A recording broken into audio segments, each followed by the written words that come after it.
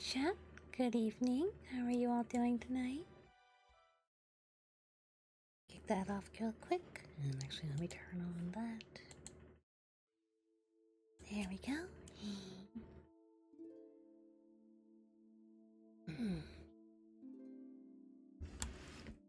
Alright. I will quickly. Baz, thank you for the 5-stream streak, dearie. How you doing? Welcome in, guys. Hi, no. Hi. Just want to go down the list real quick. Thank you for collecting your daily paw today.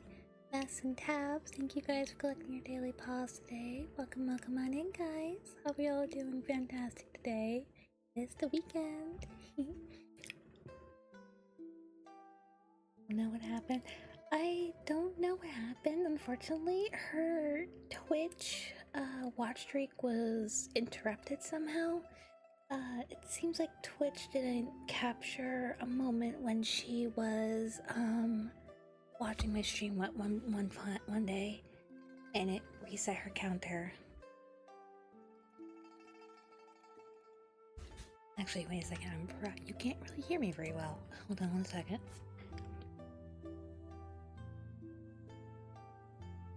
And I also just realized I forgot to turn on my chats there. Whoopsies.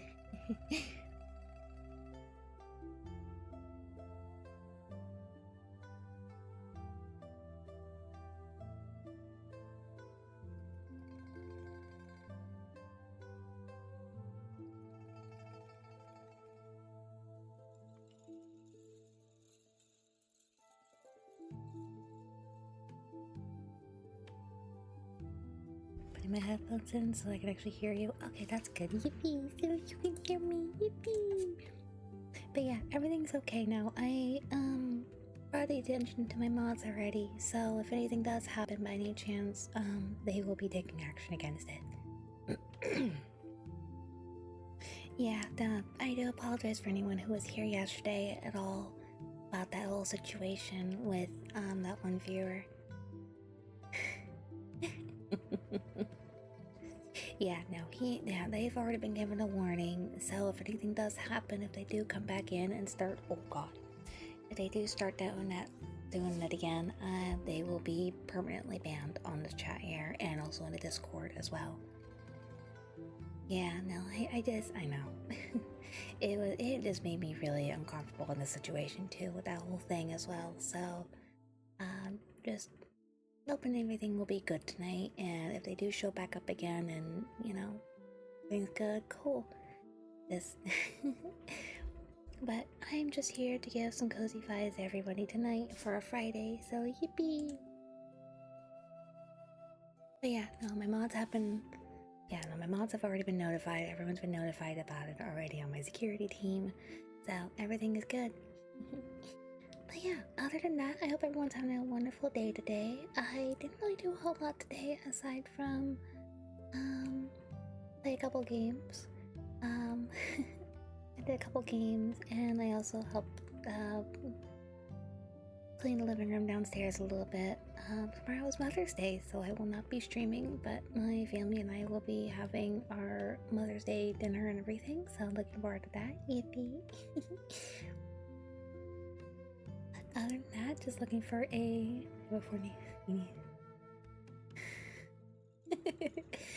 Don't worry. Mind Ever is next week. I've already put on the schedule, so I promise you. I have been promising Mind Ever for a hot minute, so don't worry, I have it. Speaking of which, did I even make the schedule for next week, or did I forget to make that? Josh and you, I know. Let me see. 1 second.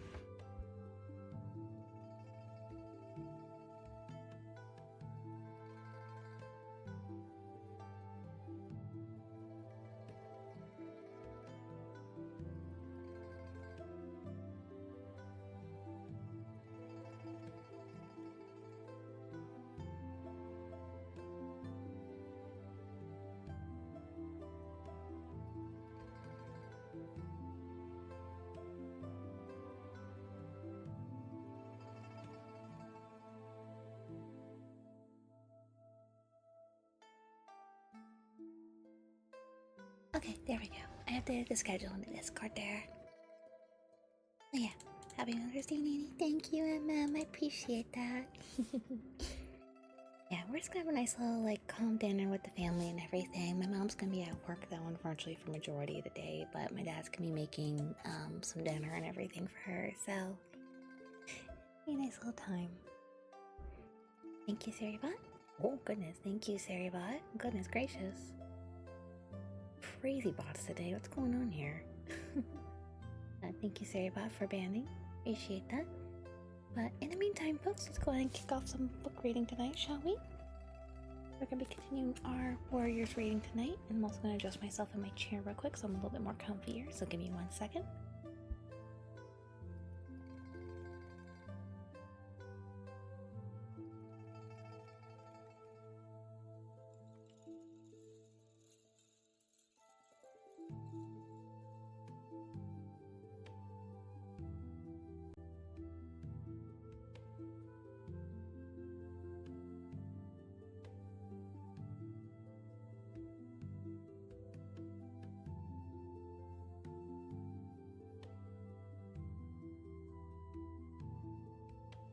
Okay, I'm back.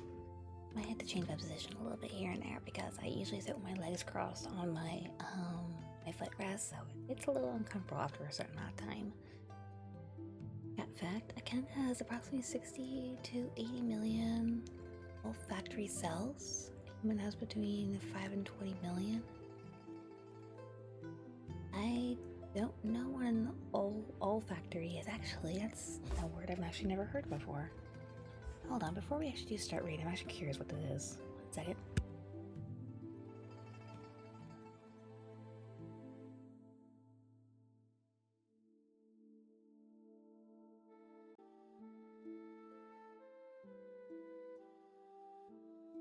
So it is actually a sense of smell.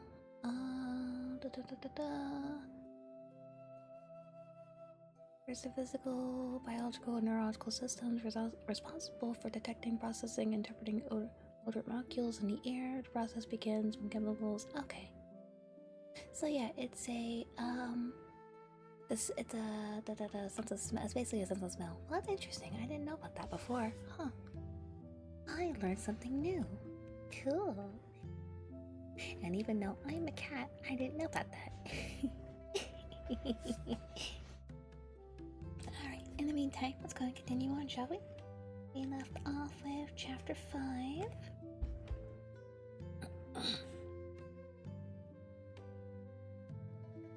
Left off with chapter 5. That's true, that's true. Alright, well, we left off with chapter 5. Last time we left off was that Rusty, our little house cat, just recently became a ThunderClan warrior and has taken up the name Firepaw, getting rid of his kitty pet name. So, but along with his new found journey, we also discovered that one of the deputies unfortunately had passed away. Let me double check what his name was.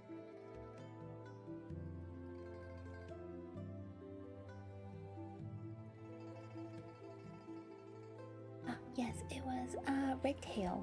Redtail was one of the deputies of the ThunderClans, of the ThunderClan, and unfortunately he was killed in action, it seems like, by one of the other clans.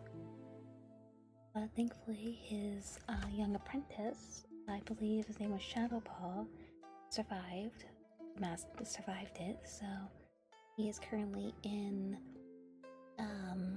medical treatment right now. So we'll probably be he'll be making his appearance here pretty soon. But for right now, Rusty experienced, or Firepaw at least now experienced his very first day as a ThunderClan member. So now we're going to continue on. We're going to do 5 chapters a day. Then, sorry, I got ahead of myself. So let's go ahead and continue on with chapter 5 and see what happens with Firepaw afterwards. I also want to make a note as well. I will be doing 5 chapters a day because there is about, if I remember correctly, 20 or 25 chapters in here. Yeah, 25 chapters. So do 5 chapters a day, so that's really good. So, yeah, let's go and continue on, shall we? Let's see what Firepaw's up to today.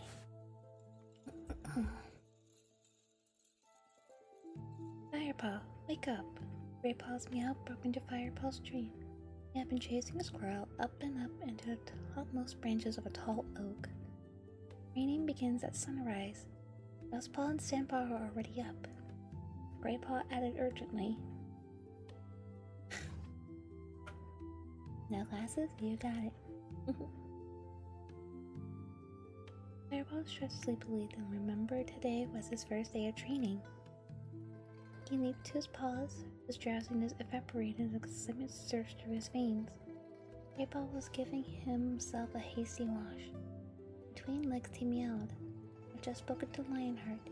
Ravenpaw won't be training with us till his wound is better. He'll probably stay at Spotted Leaf's den for another day or two. Dustpaw and Sandpaw are on hunting duty. So Lionheart thought you and I could train with him and Tiger Claw this morning. We better hurry though, he added. I'll be waiting. Graypaw led Firepaw quickly through the chorus entrance of the camp and up the side of the rocky-strewn valley. As they climbed up the crescent of the ravine, a cool breeze ruffled the fur. Fat white clouds raced across the blue sky overhead. Firepaw felt fierce joy well up inside him as he followed.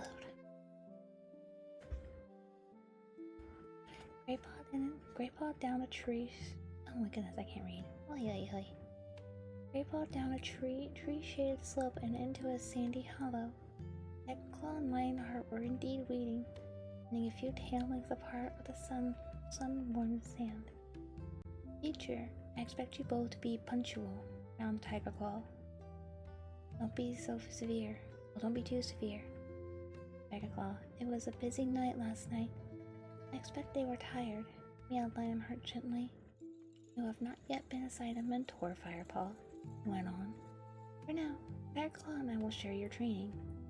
Firepaw nodded enthusiastically. His tail held high, unable to disguise his delight at having two such great warriors as his mentors. Meowed Tiger Claw impatiently. Today we are going to show you the edges of our territory so that you know where we'll be hunting and what boundaries you need to protect.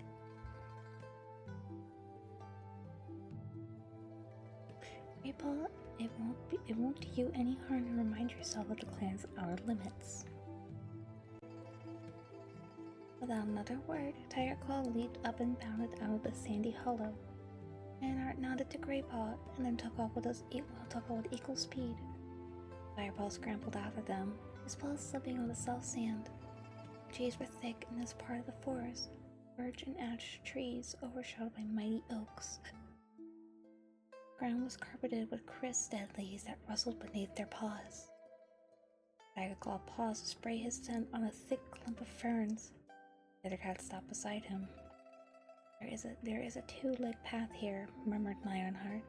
Use your nose, Firepaw. Can you smell anything? Firepaw sniffed. There was a faint scent of a two-leg and a stronger smell of a dog, familiar to him from his old home. Two-leg has walked his dog along here. They are gone now, he meowed. Good, meowed Lionheart. Do you think it is safe to cross? Firepaw sniffed again. The odors were weak and seemed overlaid with fresher forest smells. Yes, he replied. Tiger Claw nodded, and the four cats stalked out from beneath the ferns and crossed the sharp stones of the narrow two-legged path. The trees beyond were pine. They grew tall and straight, row after row. It was easy to walk silently here. The ground was thick with layers of dead needles, which prickled against Firepaw's pads, but felt spongy underneath. There was no undergrowth here to hide in, and Firepaw sensed tension in the other cats as they stalked unprotected between the tree trunks. Two Legs put these trees here, meowed Tiger Claw, cut them down with foul-smelling creatures, which spew enough fumes to make a kit go blind, and they take the fallen trees into the tree-cut place that lies near here. Firepaw stopped and listened for the roar of the tree eater, which he had heard before. The tree-cut place will be silent for a few moons more, until the time of green leaf, explained Greypaw, noticing his pause. The cats padded on through the pine forest.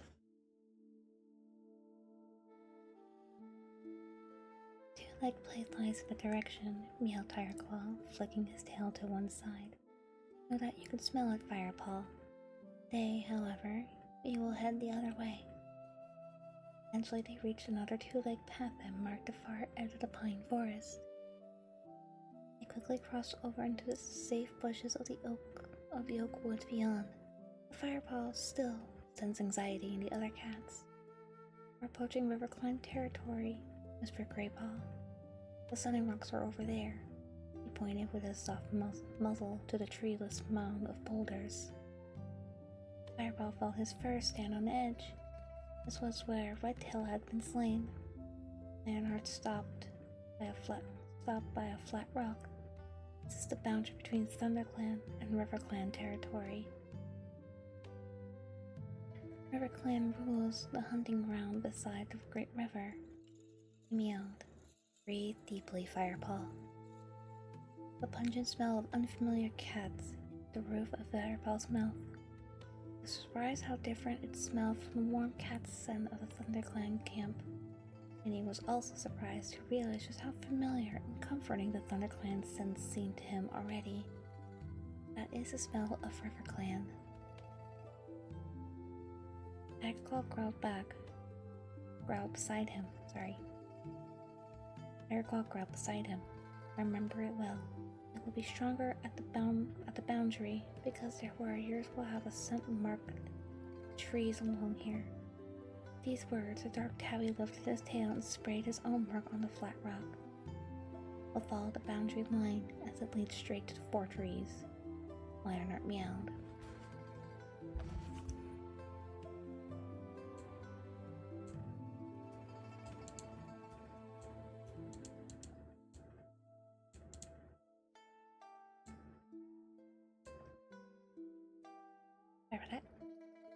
He set off quickly away from the sunning rocks, followed by Tireclaw. Greypaw and Firepaw trotted after them.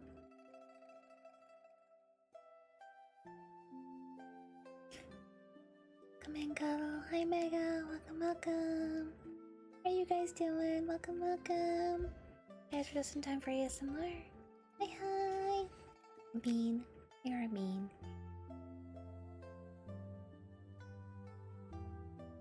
How are you guys doing tonight? Welcome.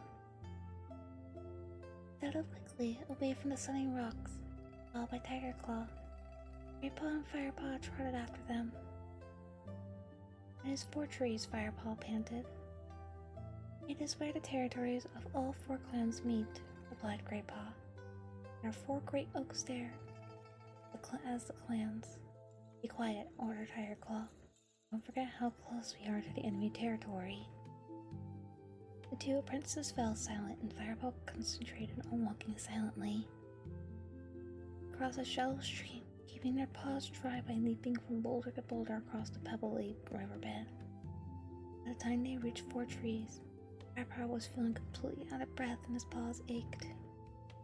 He wasn't used to traveling so far and so fast.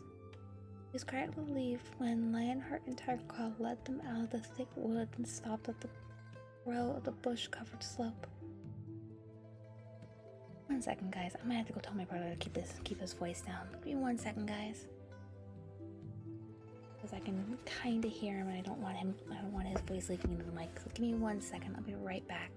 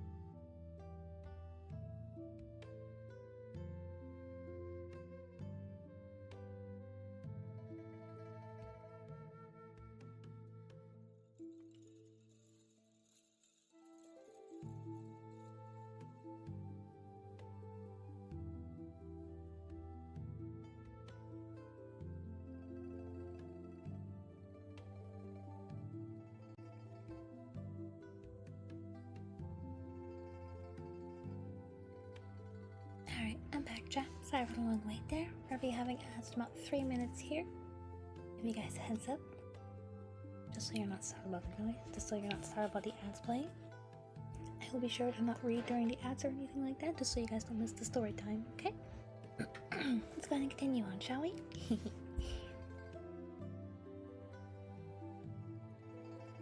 was sun high now. The clouds had cleared and the wind had dropped below.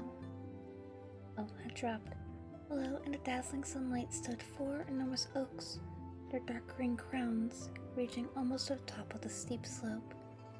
As Great Paw told you, yelled Lionheart to Firepaw, this is Tree, where the territories of all 4 clans meet. Wind Clan governs the high ground ahead of us. The sun sets. You will be able to catch their scent today. The wind is blowing towards them, but you'll learn it soon enough. The ShadowClan holds the power over there, in the darkest part of the forest, added Greypaw, flicking his head sideways.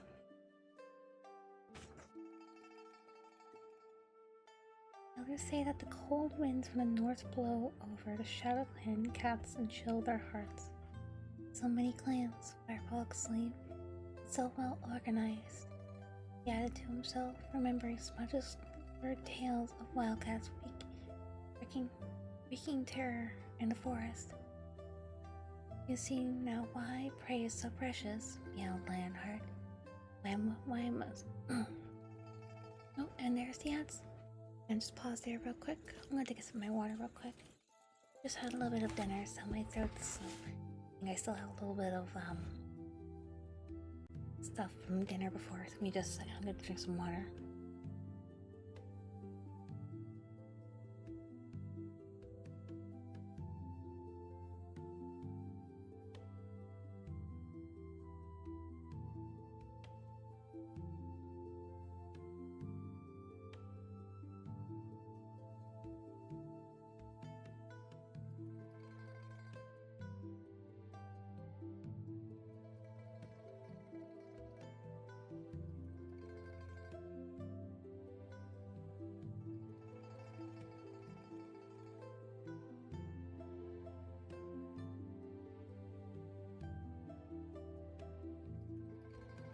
Hey ma'am, thank you for the stretch. I appreciate that. I was actually right in the middle of stretching. That actually helped me out a lot. Thank you.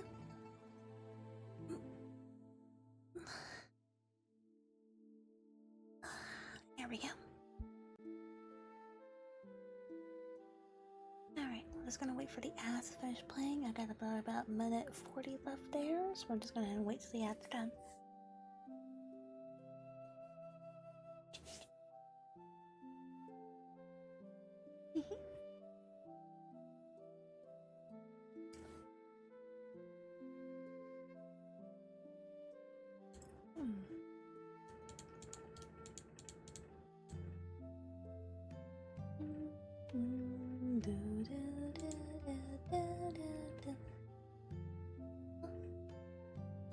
Welcome in, how you doing? Welcome. Pleasure to meet you, my dearie. Hello there. Speaking of which, I can put my glasses back on.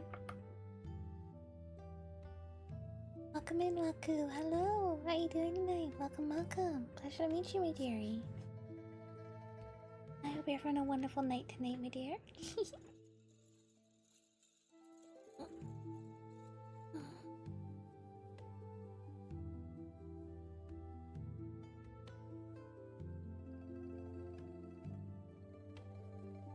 Oh, excuse me. I'm actually a little tired myself tonight. I'm doing good, thanks for asking. How are you? I'm doing really good tonight too, myself.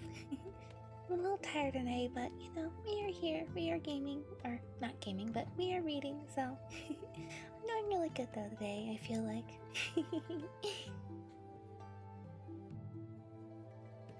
It's been a good day today. Got a lot done today, so I'm happy. Okay, and ads are just about over, and ads are over. Welcome back from the ads, everybody. We'll continue on with the reading, shall we? I can only imagine people who meet you talking like this and then hearing you and almost you would be shocked. Yeah, sounds about right, actually. Actually, one of the other people who came in yesterday is actually a fellow streamer I came to have talking to lately. And this is actually the first stream, and the ASMR was actually the first stream he ever tuned into. So I'm very curious what he's gonna react to when he sees my normal, like, louder tones and everything, when I'm not so soft and everything. It's gonna be a fun time. Nice. What's the book about? The book follows our young house cat pet named Rusty, who has always been has always dreamed of living on the wild side. He gets in the first few chapters, or let me repeat myself. Follows the young house cat Rusty, who has always had a dream of being a wildcat. And one day he goes out to the edge of the forest and encounters a wildcat. And from there, he is met with the leader of the ThunderClan cats, who are a tribe of sorry, words are hard. Who are a tribe of warrior cats, or as it is indicated, they are wildcats, and they offer a place for Rusty if he wishes to join them as a wildcat. That Rusty joins the wildcats, or becomes a wildcat, and his journey begins as he goes from a house cat to a wildcat, becomes a warrior cat. Actually, he gains a new name and everything. And this book series follows his journey of becoming once a house cat to a full-on legend throughout the series. It's actually a really good read, honestly.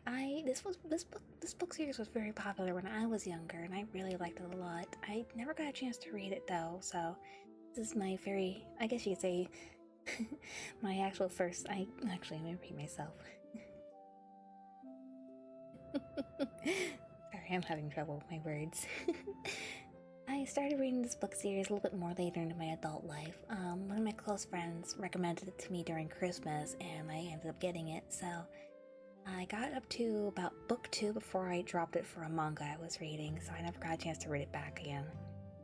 But, doing it for stream now, so yippee! I promise she's not this hinged normally. I'm what's normal? I'm not gonna be honest. What's normal? I'm very unhinged. Let's just say that. It's just, I'm reigning in the unhingedness today. Thank you for having me. Of course, of course. Thank you for coming in. I appreciate you, my dearie. I hope you're able to enjoy the ASMR time, my dearie. I used to read all these books when I was in middle school. Yeah, Citrin, welcome on in. Welcome in, lovely. Yeah, I was just saying that, I never got a chance to read these books as a kid when it was very popular. I didn't know what book to start with. So I ended up reading these, ended up getting it like much later into my adult life, because one of my close friends was really into it. It was my Game of Thrones.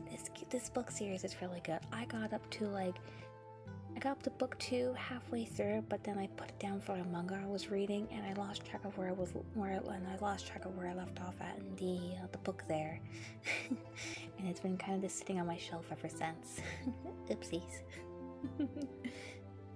But I'm really happy I'm getting back into this book series again, because I miss doing my ASMR, and also I actually came to realize I kind of miss reading these books, because I want to see where this takes us. I want to see what happens to Firepaw. Welcome in, Citron. It's good to see you, my dear. I hope you've been doing well. Welcome. It's going to continue on, shall we? Okay.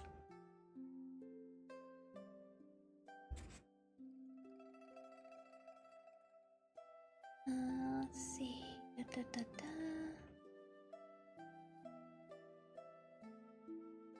The elders say that the cold winds from the north blow over the ShadowClan cats and chill their hearts. So many clans, Firepaw exclaimed, and so well organized, he added to himself, remembering Smudge's lurid tales of wildcats wreaking terror in the forest.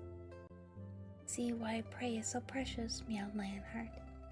Why we must fight to protect what little we have. But that seems foolish. Why can't the clans work together and share their hunting grounds instead of fighting each other? Firepaw suggested boldly. Shocked silence greeted his words. Firepaw was first to reply.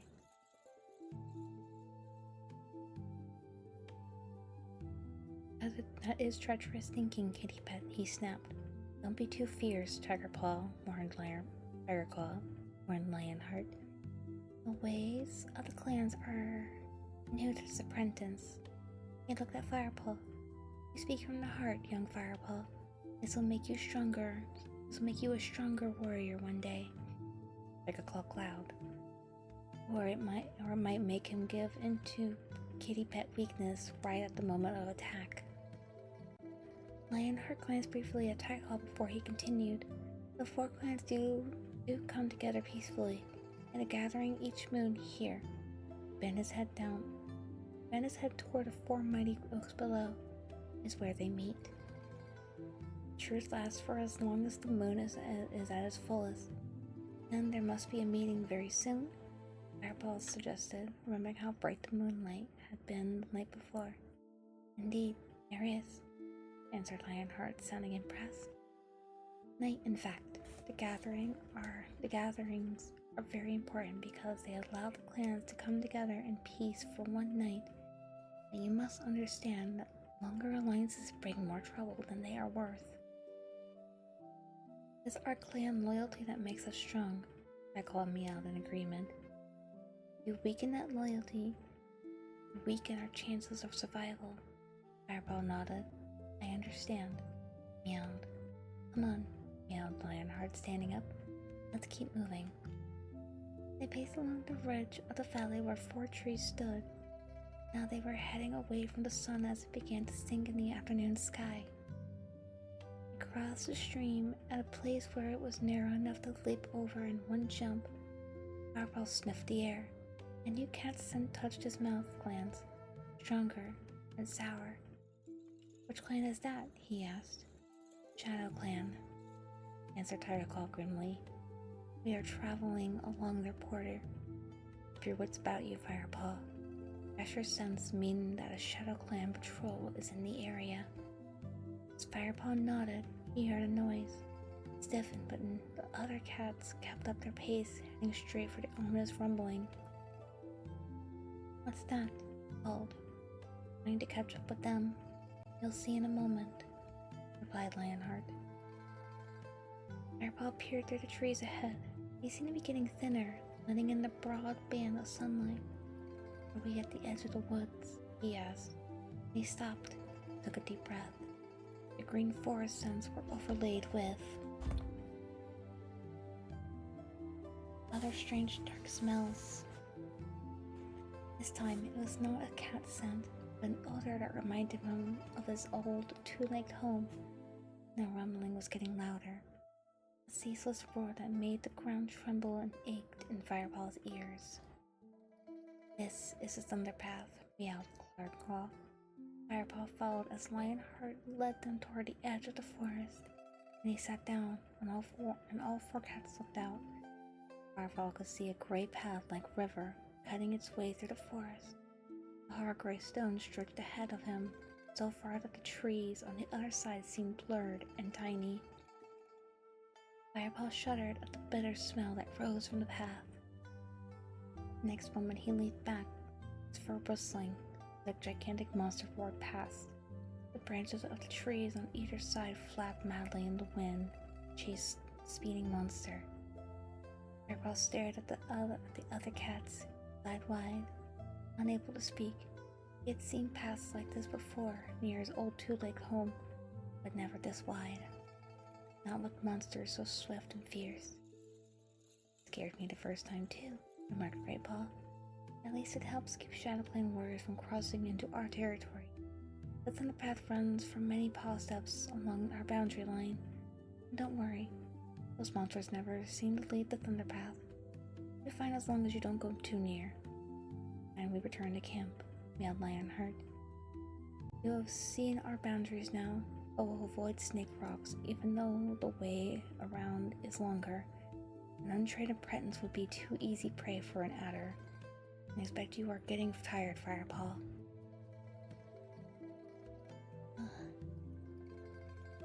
Firepaw couldn't help feeling relieved at the thought of returning to the camp. His head was spinning with all the new smells and sights, and Lionheart was right. He was tired and hungry.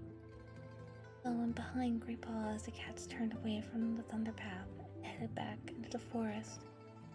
The dewy sense of eating filled the air as Firepaw made his way through the course entrance into the ThunderClan camp. Fresh kill was waiting for them. Firepaw and Greypaw took their share from the pile that lay in a shady part of the clearing and carried it to the tree stump outside their quarters. Dustpaw and Sandpaw were already there, munching hungrily. "Hey there, kittypet," yawned Dustpaw, narrowing his eyes scornfully at Firepaw. "Enjoy the food we caught for you." Who knows, you might even learn to catch your own one day. You reverted instantly insanity tonight. I looked into it, and unfortunately I will not be able to read that because due to copyright infringements, unfortunately, because it is a manga, I will not be able to read that.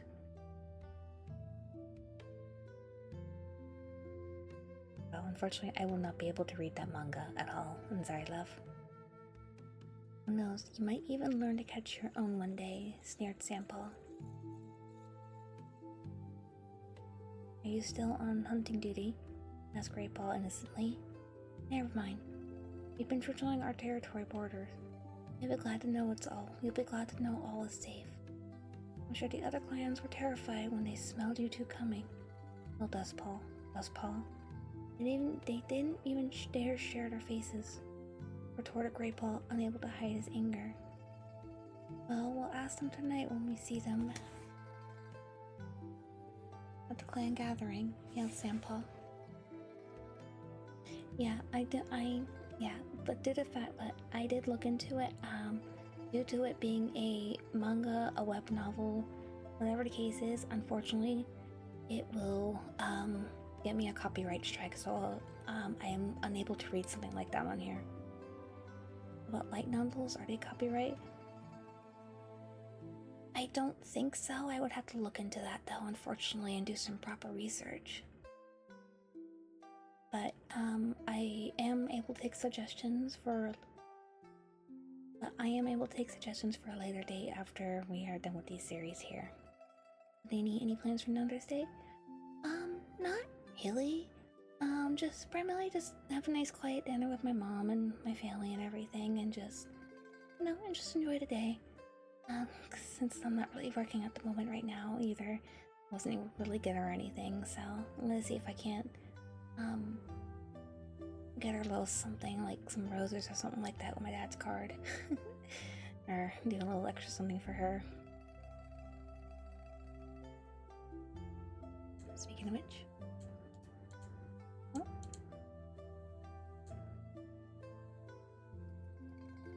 oh, Kaki's live. Sick.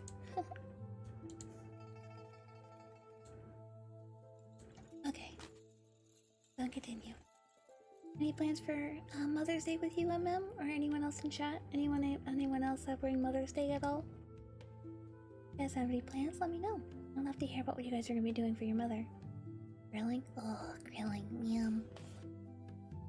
A lot of grilling. Understandable. 1 second, I'm gonna adjust myself in my chair.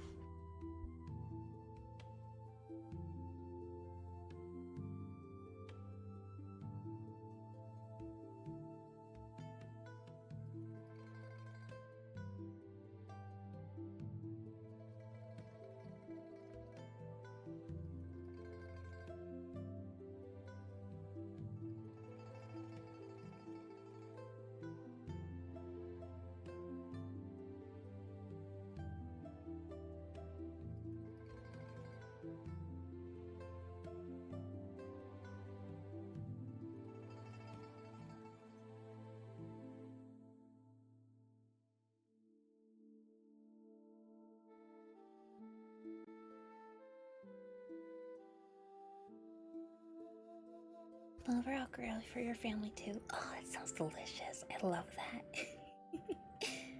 Also grilling. Oh, Everyone's grilling. Yippee! Yeah, no, we were originally going to be doing a nice little barbecue, but since my mom's working really late, we aren't really able to do any sort of like barbecue or anything like that. So we're just doing a nice little quiet dinner at home for her. So that's so.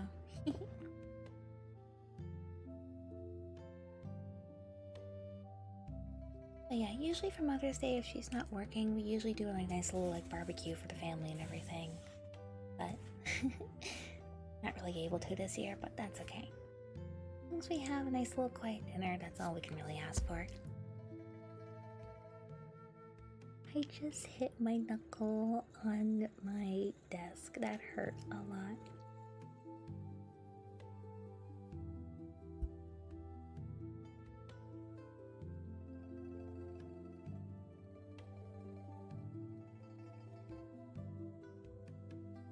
I can come over like we are 1,000 miles away. Honestly, that. Also, Emma, thank you for the stretch. I appreciate that. 1 second.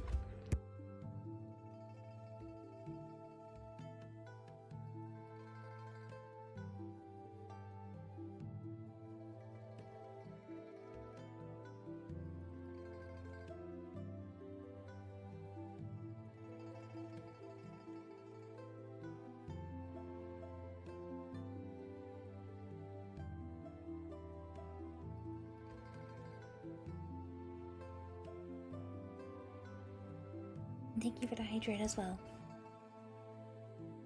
And yes, correct. Even though, if you do recommend any sort of books to me, I would have to dig into seeing if I'm able to actually be allowed to read them on stream here due to copyright and everything. Because there are very few visual novels, web novels, light novels, and even books that are not permitted on Twitch here for readings, unfortunately. So I have to be very mindful of that. So you can recommend it, and I will have to dig into seeing if I'm able to do that. But other than that, any sort of reading, I will be doing that after I finish this book series here. So recommend away, but as I said, I will not be reading them in tonight's stream or anything like that. We are going to be solely focusing on Warriors. Going to continue on. Thank you, Vaz, by the way. Appreciate you, girly. Okay.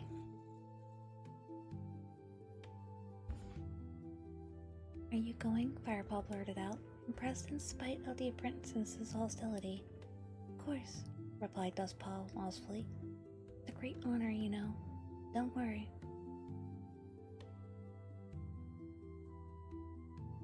Emma, thank you for gifting us out the Waku. Thank you so much, my dear. You didn't have to do that, but thank you so much.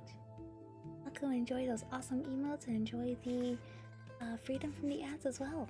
Thank you, MM, so much for that. I appreciate you, love. Thank you.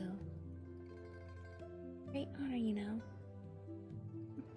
Enjoy your awesome emotes, my dearie. Thank you, MM. Appreciate you. Of course. Dustpaw loftily. Why Dustpaw loftily? It's a great honor, you know. But don't worry, I'll tell you all about it in the morning. Firepaw ignored Dustpaw's gloating and started eating his fresh kill. Firepaw was hungry too, and crouched down to eat. He couldn't help feeling a twinge of envy that Dustpaw and Sandpaw were actually going to meet the other clans tonight. A loud call from Bluestar made Firepaw look up. He watched several other clan warriors and elders gather in the clearing. It was time for the clan party to leave the gathering.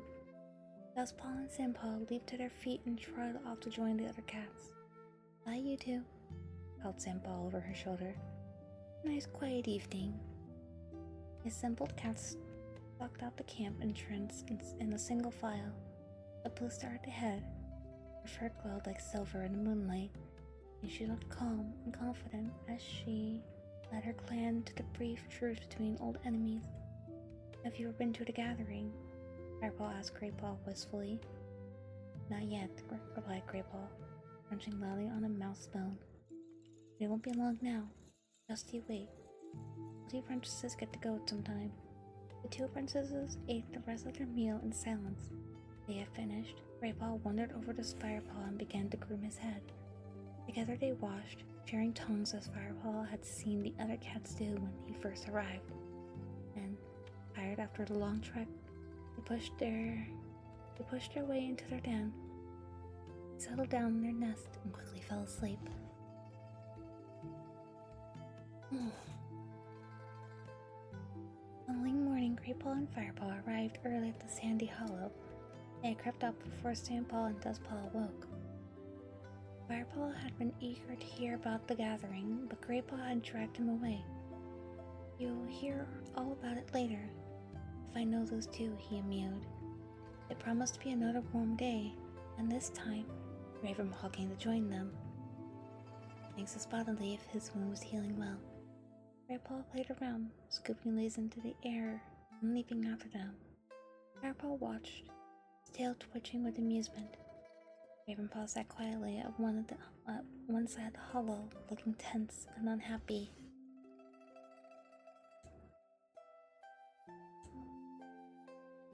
Cheer up, Ravenpaw, Cal called Greypaw. I know you don't like training, but you're not usually this miserable. The sense of Lionheart, ThunderClan warned the apprentices of their approach, and Ravenpaw mewed him hastily. I suppose I'm just worried about my shoulder getting hurt again. At that moment, ThunderClan emerged from the bushes, closely followed by Lionheart. Oh, excuse me, I got hiccups. Warriors should suffer their pain silently, growled ThunderClan. Looked Ravenpaw straight in the eye. You need to learn to hold your tongue. Ravenpaw flinched and dropped his eyes to the ground. ThunderClan's a bit grumpy today, Greypaw whispered into Firepaw's ear. Lionheart glanced at his apprentice sternly and announced, Today, we are going to practice stalking. Now, there is a big difference between creeping up on a rabbit and creeping up on a mouse. Can you tell me why? Firepaw had no idea, and Ravenpaw seemed to have taken ThunderClan's comment to heart and was holding his tongue. Come on, snorted ThunderClan impatiently. It was Greypaw who answered, because a rabbit will smell you before he sees you, but a mouse will feel your paw steps through the ground before he even smells you. Exactly, Greypaw. So, what must you bear in mind when hunting mice? Step lightly, Firepaw suggested. Lionheart looked approvingly at him. Lisa, welcome in. Hi, lovely. Welcome. Thank you for the lurkies, my dearie. Thank you. I hope you're having a wonderful night tonight, my dear. It's good to see you. Hi. Hello, lovely. Anya.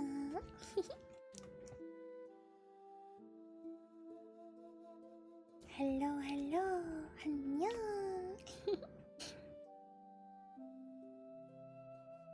Lionheart looked approvingly at him. Quite right, Firepaw. You must take all your weight into your haunches, so that your paws make no impact on the forest floor. Let's try it. Firepaw watches Greypaw and Ravenpaw immediately dropped into a stalking crouch. Nicely done, Greypaw, meowed Lionheart as the two apprentices began to move forward stealthily. If you reared down, Ravenpaw, look like a duck, spat ThunderClan. Now you try it, Firepaw. Firepaw crouched down and began to creep across the forest floor. He felt himself fall instinctively to the right position, and as he stepped forward, as silently and lightly as he could, he felt a glow of pride that his muscles responded to smoothly. Aaron, welcome in. Hi, love. It's good to see you. Hi. If my manager insults me again, I will be.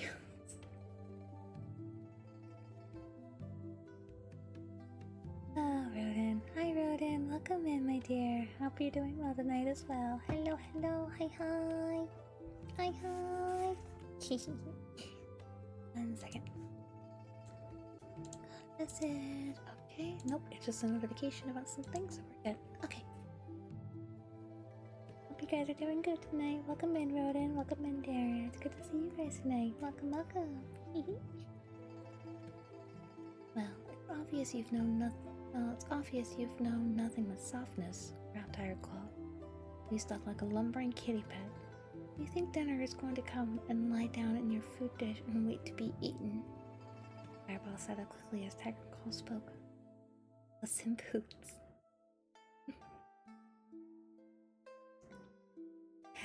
Not exactly Puss in Boots story, but close enough, I guess. In some sort of different reality. We have a good night, Nene. Good me lurking. No worries, Mary. Thank you. Yeah. Oh, I'm having a really good night tonight, honestly. I'm a little tired, but you know, we're here, we're reading, and here to wind down for the night with everybody. But thank you for the lurkies. I hope you've been feeling better, my dearie. Oh, that felt nice. There we go, nice little pop. Listen carefully to the warrior, determined to get everything right. His pace and forward movement, and later, but his crouch is perfectly balanced. Lionheart pointed out mildly. It is better than Ravenpaw, I suppose, complained Tireclaw. He cast a scornful look at the black cat. Even after 2 moons of training, you're still putting all your weight on your left side. Ravenpaw looked even more dejected, and Firepaw couldn't stop himself from blurting out. His injury is bothering him, that's all. Tireclaw whipped his head around and glared at Firepaw. Injuries are a fact of life. You should be able to adapt. Even you, Firepaw, have learned something this morning. Ravenpaw picked up things as quickly as you. It'd be a credit to me instead of an embarrassment. Imagine being shown up by a kitty pet, he spat angrily at his apprentice. Firepaw felt his fur prickle with discomfort. He couldn't meet Ravenpaw's eyes, so he looked down at his paws. One more lopsided than a one-legged badger. He had Greypaw, breaking off from his careful stalking to stagger quickly across the clearing. I think I'll have to settle for hunting stupid mice. They won't stand a chance. I'll just wander up to them and sit on them until they surrender. Noted, thank you for the stretch. Give me 1 second, my dear.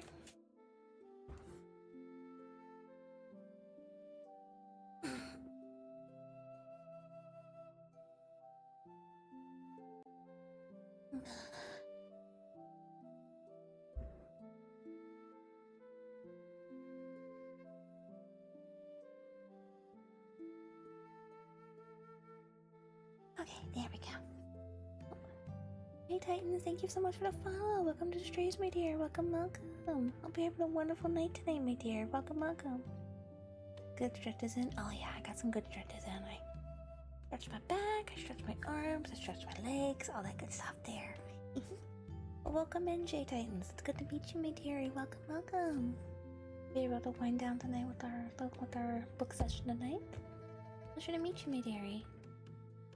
Alright, let's go and continue on reading, shall we?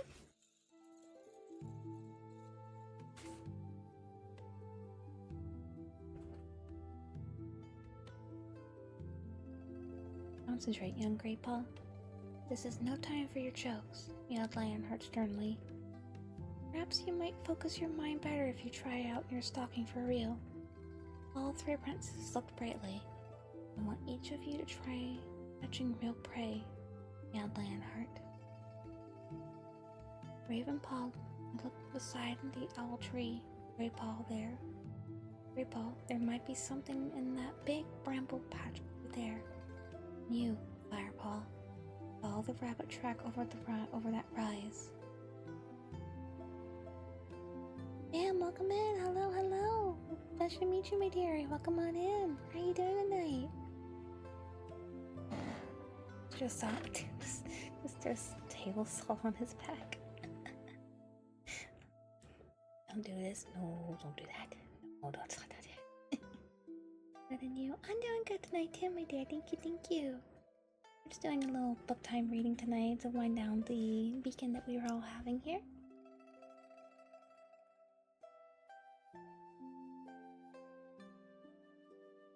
There we go. Yeah, I'm doing good tonight too myself.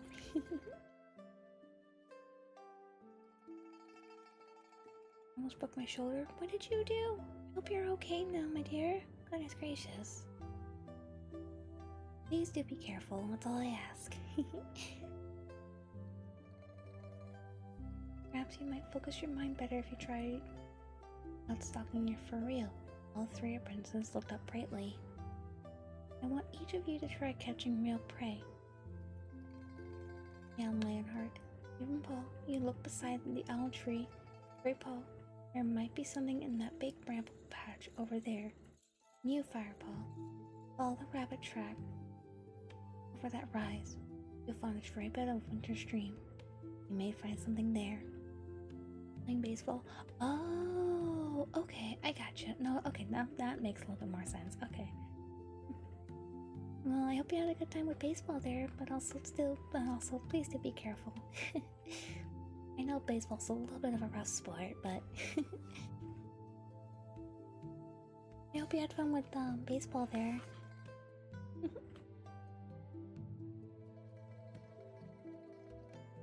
The three apprentices bounded away, even Rainbow Paul finding some extra energy for this challenge. With the blood pounding in his ears, Firepaw crept slowly up the rise. Sure enough, a stream bed cut through the trees ahead of him. Sure enough, I reread that, my bad. In leaf fall, he guessed it would carry the rainwater away from the forest and into the great river that cut through the RiverClan territory. Now it was dry. Firepaw crept quietly down the bank and crouched on its sandy floor. Every sense felt on fire with tension. Silently, he scanned the empty stream for signs of life. He watched for any tiny movements, mouth open so he could pick up the smallest scent. His ears twisted forward, and he smelled the mouse. He recognized the odor instantly, remembering his first taste the night before. Wild energy surged through him. He remained motionless, trying desperately to pinpoint the prey. He strained his ears forward till he picked up the rapid pulsing of a tiny mouse heart. Then a flash of brown caught his eye. The creature was scrambling through the long grass that draped the edges of the stream. Firepaw shifted closer, remembered to keep his weight on his haunches until he was within striking distance. Then he pushed back hard on his hind paws and sprang, picking up sand as he rose. I heard a cat actually myself. I think that was probably one of my cats. The mouse raced away, but Firepaw was quicker. He scooted up into the air with one paw, there onto the sandy stream bed, and lunged on top of it. He killed it quickly, with one sharp bite. Firepaw carefully lifted the warm body between his teeth and returned with his tail held high to the hollow where the Dark-Claw and Lionheart waited. He made his first kill. He was a true ThunderClan apprentice now. Speaking of cats, I think my cat Ziggy is crying at the door, so I'm gonna go ahead and bring him in here real quick, or at least check on him, see what's going on. Give me 1 second, chat, and we'll go ahead and continue on with chapter 6 there.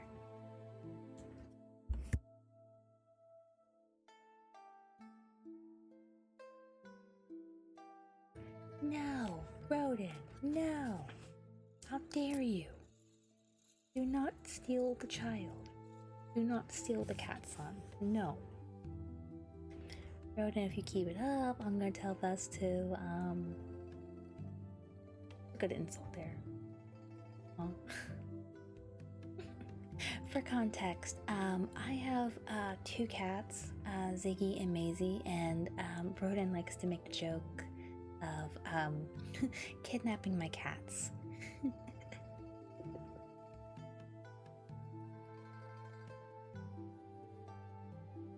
I'm gonna tell Bess on you if you keep it up. She's gonna be mad at you.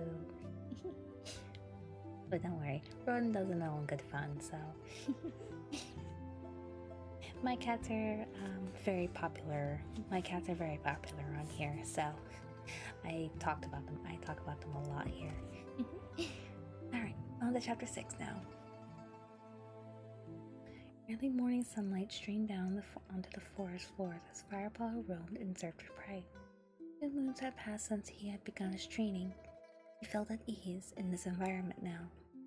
His senses had been awoken and educated in the way of the woods. Firepaw paused to sniff the earth and the cold, blind things that moved within it. He caught the scent of a two-leg that had wandered the forest recently. Now the green leaf was fully here. Leaves were thick on the branches, and tiny creatures were busy beneath the carpet of leaf mold. I need to get on the book. Oh, good luck, Ronan. Go for it. Okay, Glade Jr. Firepaw made a lean, strong sharp as he moved silently through the trees, all his senses alert for the scent trail that would end in a swift kill.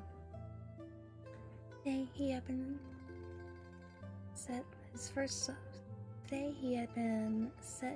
solo task. Watch me bet. He was determined to do well, even if his task was only to bring back fresh kill for the clan. He headed for the stream that he had crossed on that first trek through the ThunderClan hunting grounds.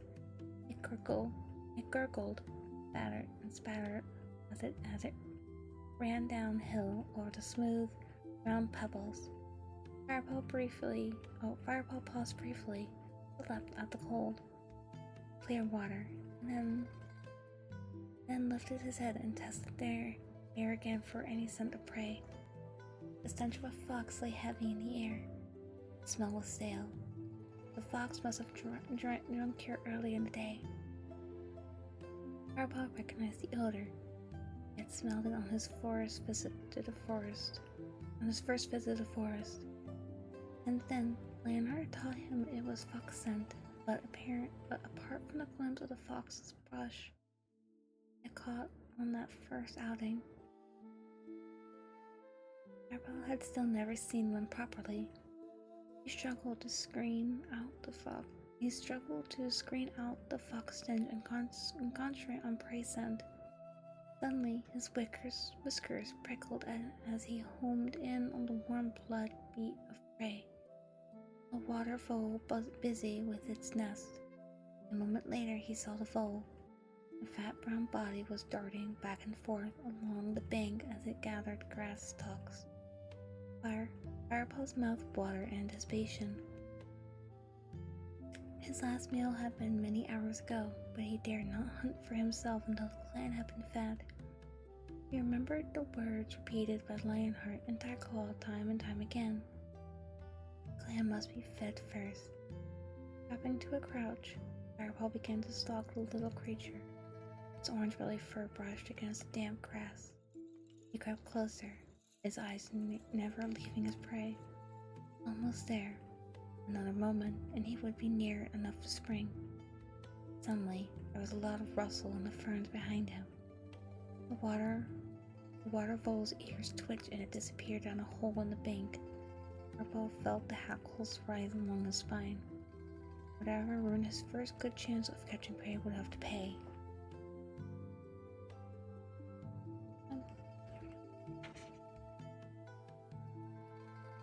Sniffed the air. He could tell it was a cat, but he realized with a chill that he couldn't identify which clan it belonged to. The stale stench of fox still confused his smell sense. A growl rose his throat as he began doubling back in a wide circle. He pricked up his ears and opened his eyes wide, making any movement. He heard the undergrowth rustle again. It was louder now, off to one side. Firepaw edged closer. See the ferns moving. The fronds still hid the enemy from view.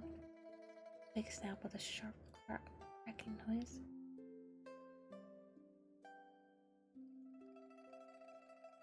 From the noise it's making, it must be big.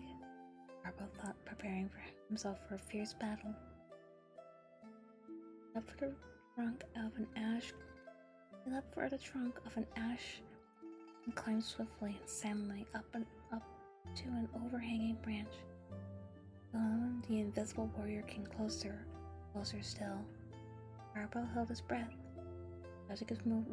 judging his moment as the ferns were pushed aside and a large grayish shape emerged. Rah! Battle cry rumbled in Firepaw's throat.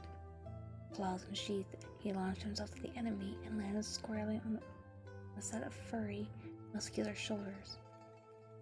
He dug in hard, gripping with his thorn-sharp claws, ready to deal out a powerful warning bite. What's that? The body below him shot straight up in the air, carrying it. Oh, my mouth's freaking out. I don't know what she was doing. Sorry about that. Below him shot straight up in the air, carrying him with it. Greypaw? Firepaw recognized it as saw his voice and caught his friend's familiar smell. He was too fired up to loosen his grip. Ambush! Meow! Back Greypaw, not realizing that the cat gripping onto his back was Firepaw, rolled over and over in an attempt to dislodge his attacker. Oof. Firepaw rolled with him, squashed and flattened beneath the heavy body. Me! Firepaw! He yelled as he struggled to pull free and sheath his claws. Only way he sprang to his feet and gave himself a shake, which rippled all the way along his body to the end of his tail. Greypaw, it's me, he repeated. I thought you were an enemy warrior. He rose to his feet. Winston shook himself. It felt like it, he grumbled, twisting his head around to flick his sore shoulder. You wrecked me to shreds. Sorry, Firepaw mumbled. But what was I supposed to think with you creeping up on me like that? Creeping up? Greypaw's eyes were round with indication. That was my best stealth crouch. Hell, you still stalk like a lopsided badger. Firepaw teased. He flattened his ears playfully. Firepaw gave a hiss of delight. Show you lopsided. Cats leaped at each other and began rolling over and over in a play fight. Greypaw swiped at Firepaw with a hefty paw, and the young apprentice's head buzzed with stars. Ugh. Firepaw shook his head to clear it, and then launched a counterattack. He managed to get a couple paw strikes before Greypaw overpowered him and held him down. Firepaw let his body go limp. You give up too easily, yelled Greypaw, loosening his grip. As he did so, Firepaw sprang to his feet, and Greypaw off his back and into the undergrowth.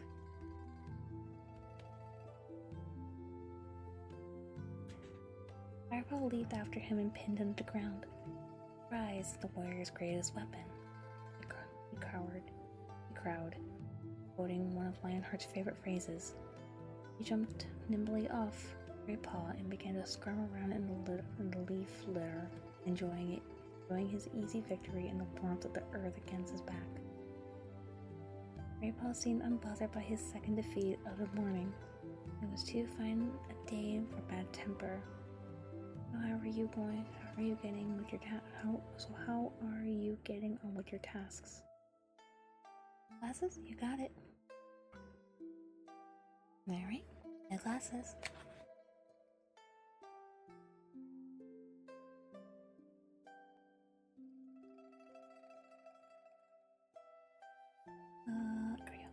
Firepaw sat up. I was doing just fine till you came along. I was about to catch a vole when your noisy trampling frightened it off. Oh, sorry, mewed Greypaw. Firepaw looked at his crescent fallen friend. That's okay, you didn't know, he purred. Anyway, he continued, shouldn't you be heading to meet the patrol on the WindClan border? I thought you had to give them a message from Bluestar. Yeah, but there's plenty of time. I'm going to do a little hunting first. I'm starving. Me too. I've got to hunt for the clan before I can hunt for myself. I bet Dustpaw and Sandpaw used to swallow a shrew or two when they were on hunting duty. What a Greypaw. I wouldn't be surprised if they did, but this is my first solo assignment. And you want to do it right, I know, Greypaw sighed. What's the message from Bluestar anyway?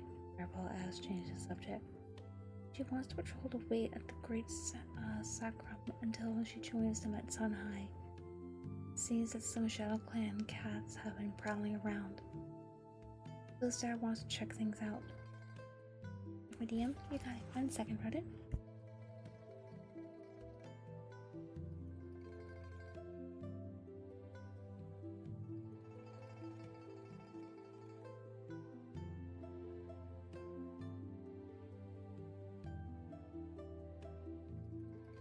Rodin, you are a sweet child, just remember that.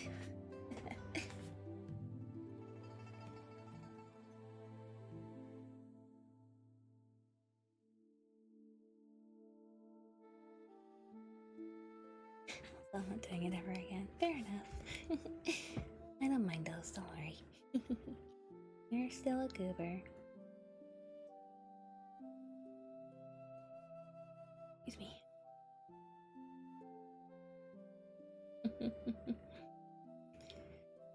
Get going then, Firepaw reminded him. The Wing Clan hunting grounds aren't too far from here. Plenty of time, said Greypaw confidently. I suppose I should help out after losing you that vole. Doesn't matter, Firepaw mewed. Another. A worn day. There should be quite a few out and about. True. But you still have to catch them, Greypaw nibbled at a front claw, stripping off a piece of the other sheath thoughtfully. You know that could take you until way past sun high, maybe even sunset. Firepaw nodded without enthusiasm as his belly gave a rumble. He would probably have to make 3 or 4 hunting trips before he had caught enough prey. Firepaw would be sky before he got a chance to eat. Firepaw stroked his whiskers. Come on, I'll help you get started. I owe you that at least. You should be able to catch a couple of voles before I have to get going. Firepaw followed Greypaw upstream, glad of the company and the help. The fox stench was still in the air, but suddenly it smelled stronger. Firepaw paused. Can you smell that? He asked. Firepaw stopped. Sniffed the air too. Fox. Yeah, I smelled it earlier. Doesn't it smell fresher to you now, though? Firepaw asked. Firepaw sniffed again, opening his mouth slightly. Right. He murmured, lowering his voice. His head to look across the stream at the bushes in the woods beyond. Look, he whispered. Firepaw looked. He saw something red and thick-haired moving among the bushes. He stepped into a clearing in the undergrowth, and Firepaw saw a little body, glinting red in the ample light. The tail was heavily furred, and a long, narrow snout. Well, that's a fox, Firepaw whispered. Ugly muzzle. Didn't say that again, agreed Greypaw. I was following one of those when we first met, whispered Firepaw. More like it was following you, you idiot, hissed Greypaw. Never trust a fox. Almost like a dog, behaves like a cat. You must warn the queens that one has strayed into her territory. Boxers are as bad as badgers when it comes to killing and kids.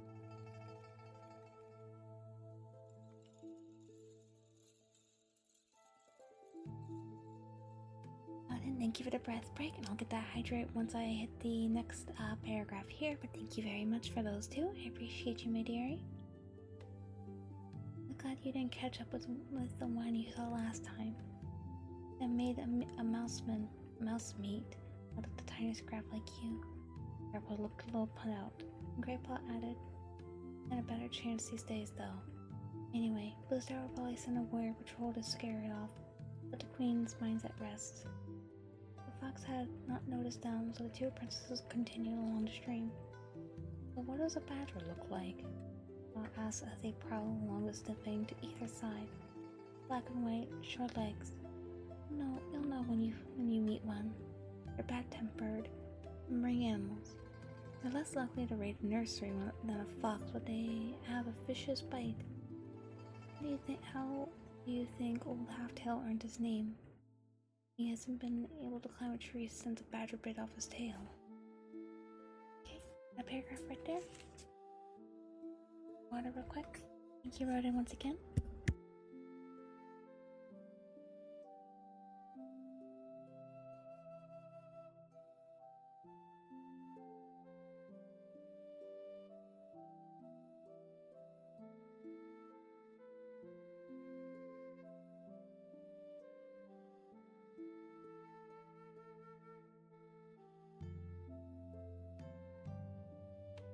Alright,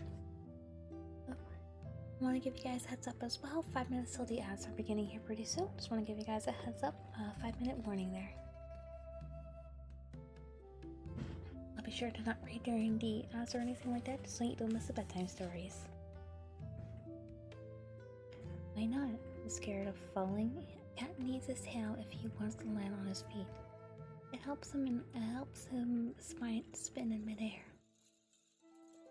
Firepaw nodded in understanding. Firepaw had predicted hunting was good that day. So,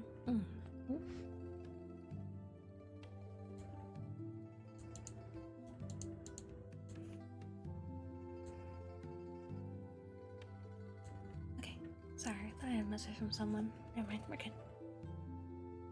Scared of falling? A cat needs his tail if he wants to land on his feet. It helps him spin in midair. Firepaw nodded in understanding. Firepaw had predicted hunting was good that day. Before long, Greypaw had pounced on a small mouse and Firepaw had caught a thrush. He quickly took its life. No time to practice killing techniques that day. There were too many hungry mouths waiting back at the camp.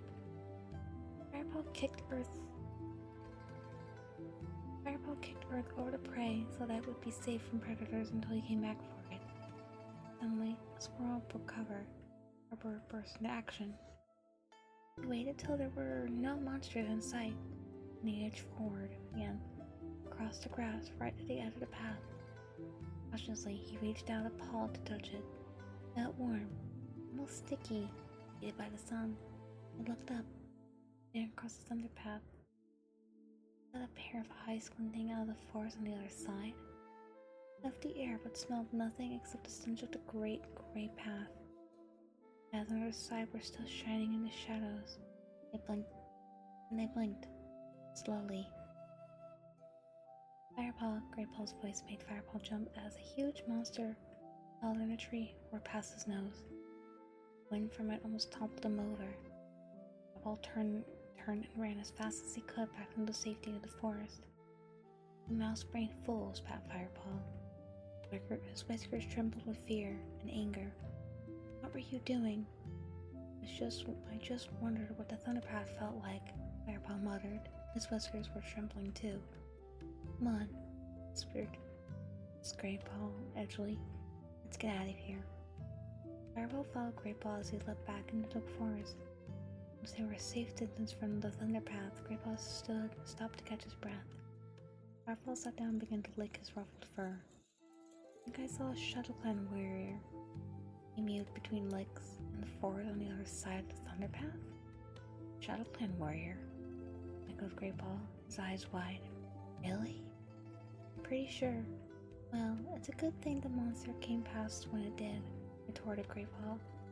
Where's the one ShadowClan warrior? There's more. We're no match for them yet. Better to get out of here. We looked at the sun, which is almost directly overhead. Better get a move on if I want to meet that patrol in time, too. Mew. See you later. Ran away into the undergrowth, calling as he went. You never know, Lionheart. You never know. Lionheart might let me come and help you with the hunting once I've delivered this message. Firepaw watched him go. He envied Greypaw, wishing he were off to join a warrior patrol. But at least he had something to tell Dustpaw and Sandpaw when he returned to camp. Today, he had seen his first ShadowClan warrior. Me what? Huh? Huh? Now I'm confused too. Alright, chapter 7. Alright, so let's see. 7. Okay, so 4 pages. He said, let me come, I think. Oh, it was the, probably just the sentence I was reading. But don't worry. And 5 pages.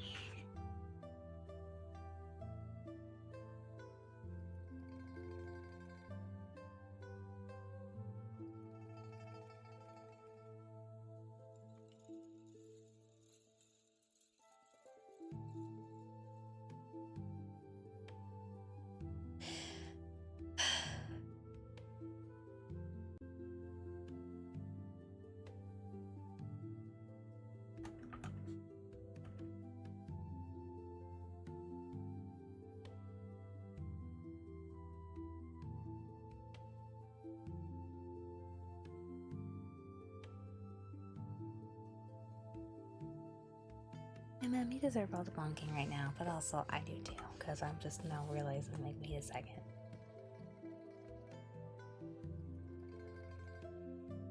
Speaking of which.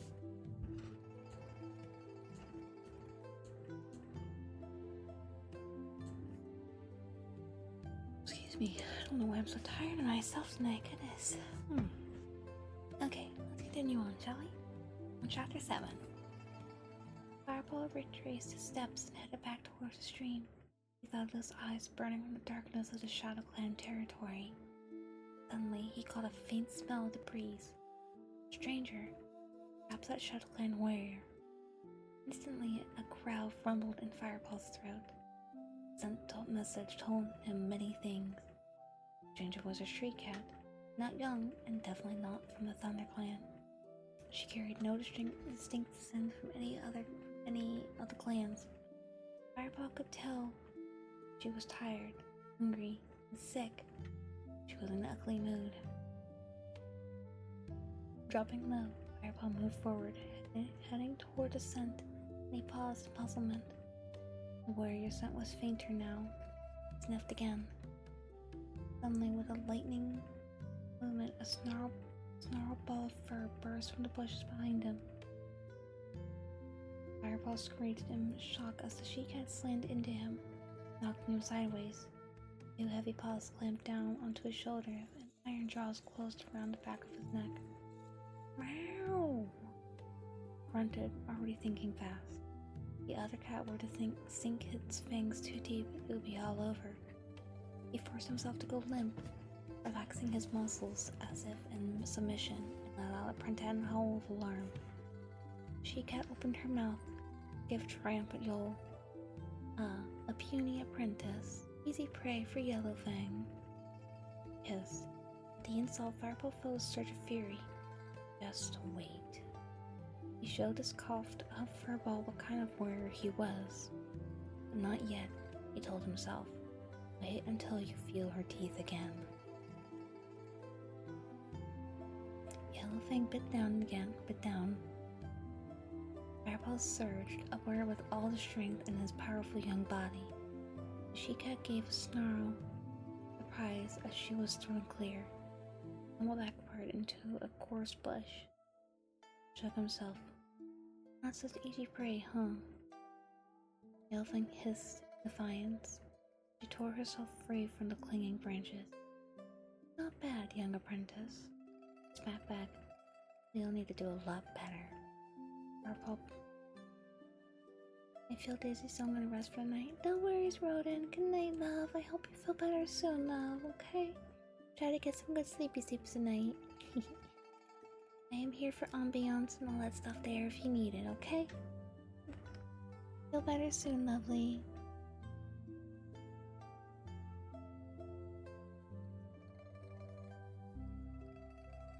Firepaw blinked when he saw his opponent clearly for the first time.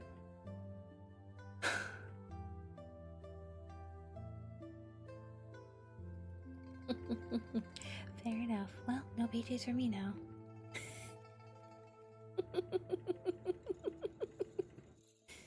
See what I mean? Man, now I'm just cold. How could you? No PJs for me for right now. You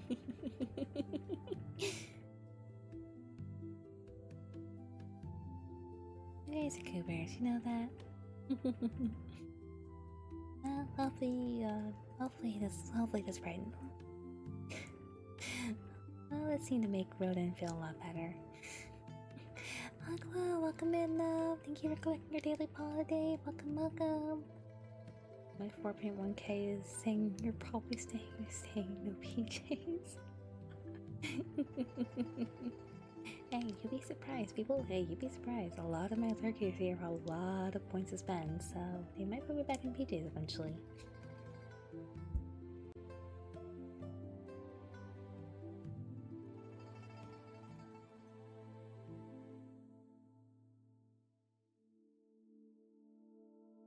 Okay, no PJs for Mimi right now. Okay. She-cat had a broad, almost flat face and round orange eyes. Her dark gray fur was long and matted into smelly clumps. Her ears were torn and ragged, and her muzzle was traced with scars. Old battles. Firepaw stood his ground. He puffed out his chest and glared at a challenge into the intruder's face. In fact, me and followed you on the exact same day. Let's go! Follower siblings, yippee! Kawaii, kawaii. You're in ThunderClan's hunting ground. Move on. Who's going to make me? Yellowfang drew back her lip differently, exposing strained and broken teeth. I will hunt, then I will leave. Maybe I'll just stay a while. Enough talk, Firepaw spat, feeling the stir of ancient cat spirits deep inside him. There was no trace of the house cat in him now. His warrior blood was up. He was itching to fight, to defend his territory and protect his clan. Yellowfang seemed to sense the change in him. Her fierce orange eyes sparkled with new respect. Dipping her head and breaking eye contact, she started to back off. Don't need to be hasty now, heard in a silky tone. Firepaw wasn't fooled by her trickery. Claws extended, fur on end, he leaped forward, his war cry ringing out. The hiss of rage, the other cat responded, snarling and spitting. Young cat and old knocked together. They rolled over and over, teeth and claws flashing, ears pressed flat to his head. Firepaw fought to get a grip. The she-cat's clumpy fur snagged in his claws, and he couldn't break through the skin. Then Yellowfang reared up her back legs. With her filthy tail bristling, she looked even bigger. Firepaw sensed Yellowfang's huge jaws lunging toward him. He leaned backward, just in time. Snap! Their teeth closed on the air next to his ear. Instinctively, Firepaw lashed out with his back swipe. His paw caught the side of Yellowfang's head. The force of it sent shockwaves up his front leg. Meow! And Yellowfang dropped onto 4 paws, shook her head to clear it. In a single heartbeat before the she-cat recovered, Firepaw saw his chance. He threw himself forward, crouching low, and clumped his jaws tight on Yellowfang's back leg. The taste of the matted fur was horrible, but he chomped down harder. Wow, wow, wow, wow! Yellowfang screamed in agony and whipped around to snap at Firepaw's tail. Her teeth connected and painfully laced up Firepaw's spine. It only made him angrier. He ripped his tail from his opponent's grip and lashed it back and forth in rage. Yellowfang crouched, ready for a fresh attack. Yeah, no, if you do, exclamation point, follow age, you can, see how long you've been following me. It'll give you the exact, year, month, date, and hours and minutes that you've been following me, which is really awesome to see. Like, I don't know if you do. Yep, there you go. Yep, you've been following me for 11 months and 17 days. 17 days and 6 hours. Neat. And then you've been following me for 1 year, 10 months, and 14 days. No hours. It probably... I don't know why it's not counting the hours there. It's strange. I think sometimes it doesn't... No hours for me. I guess not. I know sometimes it doesn't count the hours in some cases there. 1 second, I'm gonna bring my water real quick.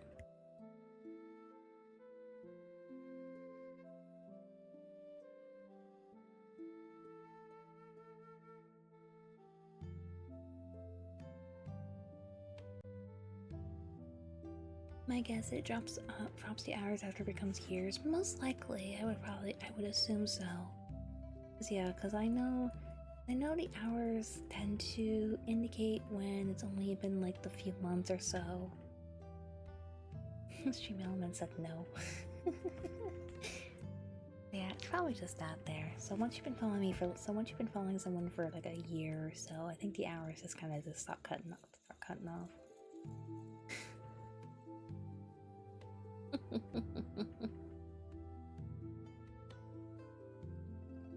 1 year, 10 months, and 14 days. Fair enough.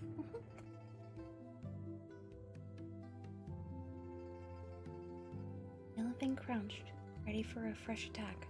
Breath seemed to wheeze up from her foul-smelling lungs.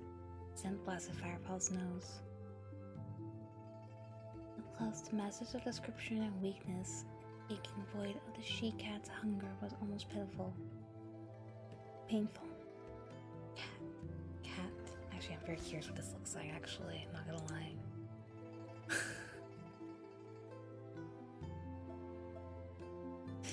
That reminds me of Ziggy. It does. It actually does, which is hilarious. That picture actually reminds me of Ziggy a little bit. His mouth twisted in pain and defiance. Finish me off. I won't stop you. Firepaw hesitated. He'd never killed another cat before. Perhaps in the heat of battle he would, but mercy killing in cold blood was something very different. What are you waiting for? Yellowfang taunted, her dithering like a kitty pet. Firepaw smarted at the she-cat's words. She smelled the scent of 2 legs on him, even now, for all this time. I'm an apprentice warrior of the ThunderClan, he snapped. Yellowfang narrowed her eyes, seeing Firepaw flinch at her words, as she knew she'd hit a nerve. Ha! Snorted. Don't tell me ThunderClan is so desperate that they have no recruit. They now have to recruit kitty pets now. ThunderClan is not desperate. It's Firepaw. Prove it then. Act like a warrior and finish me off. You'll be doing me a favor. Firepaw stared at her. He would not be goaded into killing this miserable creature. He felt his muscles relax as his curiosity pricked him. How had a clan cat gotten in such a state? ThunderClan elders were looked after better than kids. You seem in an awful hurry to die, he meowed. Yeah, well, my business, mouse fodder. Yellowfang snapped. What's your problem, Kitty? Are you trying to talk me to death? Her words were brave, but Firepaw could smell the hunger and sickness that were coming off the other cat in waves. She's going to die anyway if she didn't eat soon. And since she could hardly hunt for herself, perhaps he should kill her now. The cats looked at each other, uncertainty in both their gazes. Wait here, Firepaw ordered at last. Nothing seemed to deflate. Her hackles smoothed out and her tail lost its coarse bushes. Hello, welcome on in. Thank you for collecting your daily ball today. Welcome on in, my dear. Hello, hi. Good to see you, my dear. Hope you're having a wonderful night tonight. It's good to see you. Hi. Are you kidding me? Are you kidding, Kitty? I'm going nowhere. She grunted, limping painfully toward a patch of soft heather. She flopped down and began licking her wound leg. Oh. No glasses again? You got it. You guys really like the no glasses thing, huh? You had a great day? Let's go!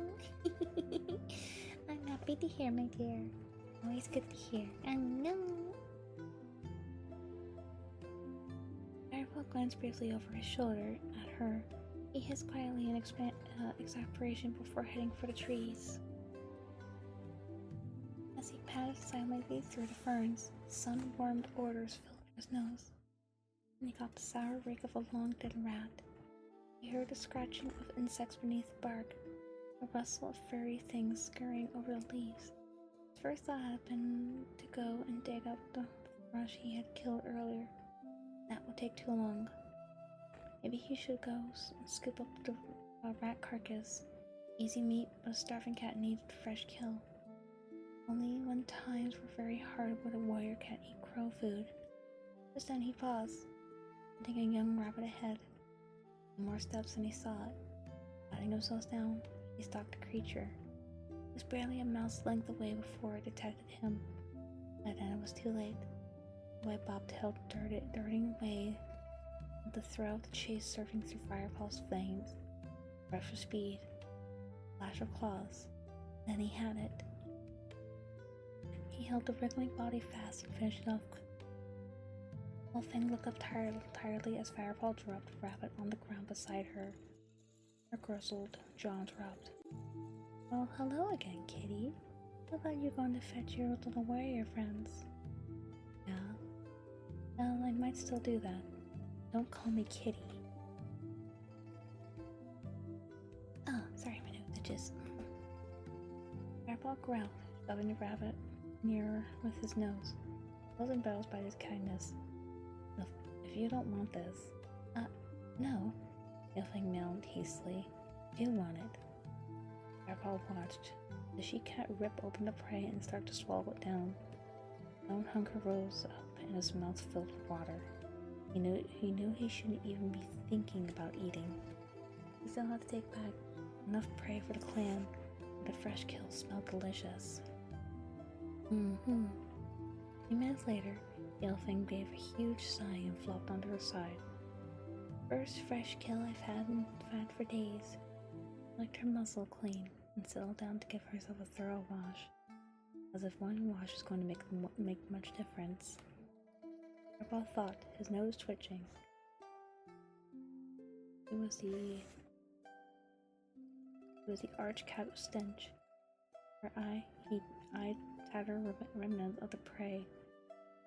Wasn't much left to line a growing cat's belly, but his fight with Yellowfang had sharpened his appetite even more. He gave in to his hunger and gulped down the scraps. It was delicious. He licked his lips, savoring every last taste, tingling from head to paw. Yellowfang watched him closely, showing her strained teeth. And then the muck two legs feeds some of our brothers, isn't it? She mouthed slyly. Knowing she had found his sore spot, he was trying to antagonize him. Firepaw ignored her and began to wash. It's poison, Yellowfang went on. Rat droppings. Only a spineless bag of fur would accept such disgusting frog spawn. Spoke up and tensed. Warriors are coming. Firepaw was also aware of cats approaching. He could hear their soft paw fall on the leaf litter and the sound of fur swishing through the branches. He smelled the wind brushing against their coats. Familiar smells. These were ThunderClan warriors, confident enough in their own territory not to care about the noise they made. Firepaw licked his lips guiltily, hoping to wash away any traces of the scraps he just swallowed. He looked at Yellowfang and the fresh pile of rabbit bones that lay beside her. The clan must be fed first, Lionheart's voice rang though his head once more. Surely he would understand why Firepaw had fed his wretched creature. His mind reeled, suddenly fearful of what would happen to him. His first apprentice attacks, and had ended up breaking the warrior code. Shannon, welcome on in, my dear. Thank you for collecting your daily party. Thank you. Welcome on in. Having a wonderful Saturday today, my dear. It's good to see you. I'm gonna take a quick sip of my water real quick, and then we're gonna hop into chapter 8.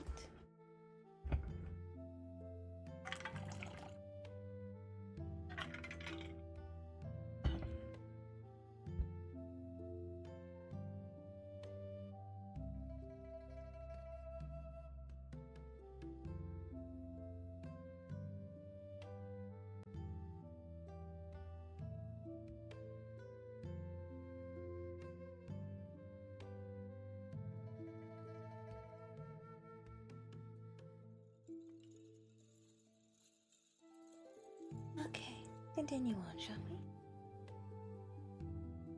We are on chapter 8 now.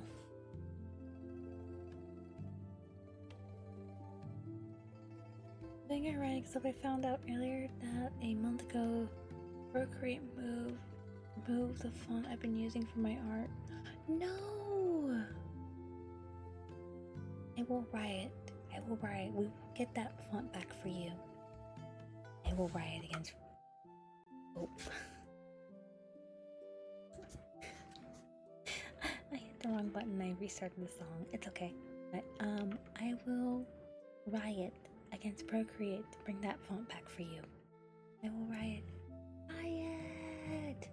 We will riot! Rawr!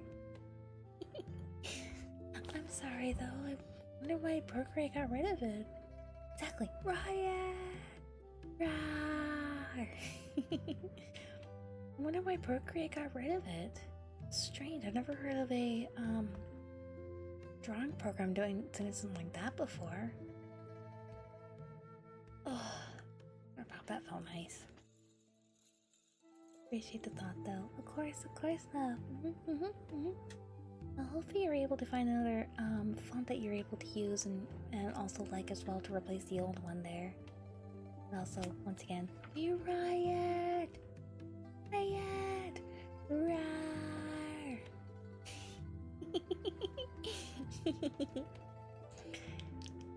It's good to see you, Shannon. I hope you're doing, other than that, I hope you've been doing well tonight. Alright, we're on to chapter 8 now. Our first look at a ShadowClan warrior for our young little Firepaw. And things don't seem to be looking really well for him right now. Alright, how many pages do we have here?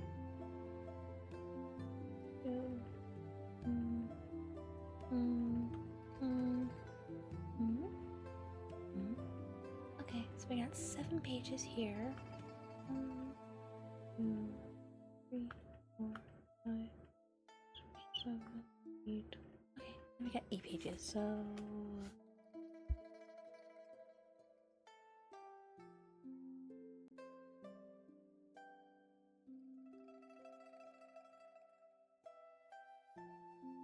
Quick math in my head, so we got about 15 more pages before we hit chapter 10 there. Gonna continue on. Yellowfang growled in defiance at the approaching paw steps. Firepaw could sense her panic. Oh, my nose. She got struggled to her feet. So long. Thanks for the meal. She had to limp away on 3 legs and then winced in pain. His legs stiffened up while I've been resting. Now it was too late for her to run. Silent shadows slipped out of the trees, and in a heartbeat, the ThunderClan patrol had encircled Firepaw and Yellowfang. Firepaw recognized them. Tigerclaw, Darkstripe, Yellowpet, and Bluestar, all of them lean and hard muscles. Firepaw smelled Yellowfang's fear at the sight of them. Greypaw followed close behind. He bounded out of the bushes and stood beside the warrior patrol. Firepaw meowed a hasty greeting to his clan, but only Greypaw returned it. "Hey, Firepaw," he called out. Silence. Firepaw growled. Firepaw glanced at Yellowfang and groaned inwardly. He smelled the fear sent on her, but instead of cowering in submission, the scruffy creature was glaring in defiance. Firepaw, Bluestar's question was cool and measured. "What have we here? An enemy warrior, and recently fed. I the smell of you both." Her eyes burned into him. Firepaw dropped his head. "He was weak and hungry," he began. "And what about you?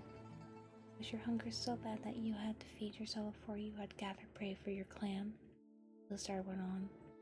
"I assume that you have a very good reason for breaking the warrior code." Firepaw was not fooled by the leader's soft tone.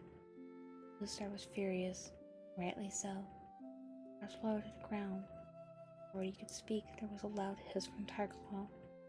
Once a kitty pet, always a kitty pet. Tar ignored Tigerclaw and looked instead at Yellowfang. Suddenly she looked surprised. "Well, well, Firepaw, it seems you have captured us a ShadowClan cat. One I know well. You are ShadowClan's medicine cat, aren't you?" She meowed to Yellowfang. "What are you doing so far into ThunderClan territory?" I was the ShadowClan medicine cat. Now I choose to travel alone. Yellowfang. Firepaw listened, astonished. Had he heard right? Yellowfang was a ShadowClan warrior? Her filthy condition must have masked her territorial scent. He might have enjoyed tackling her more if he'd known. Yellowfang. Tiger Claw meowed mockingly.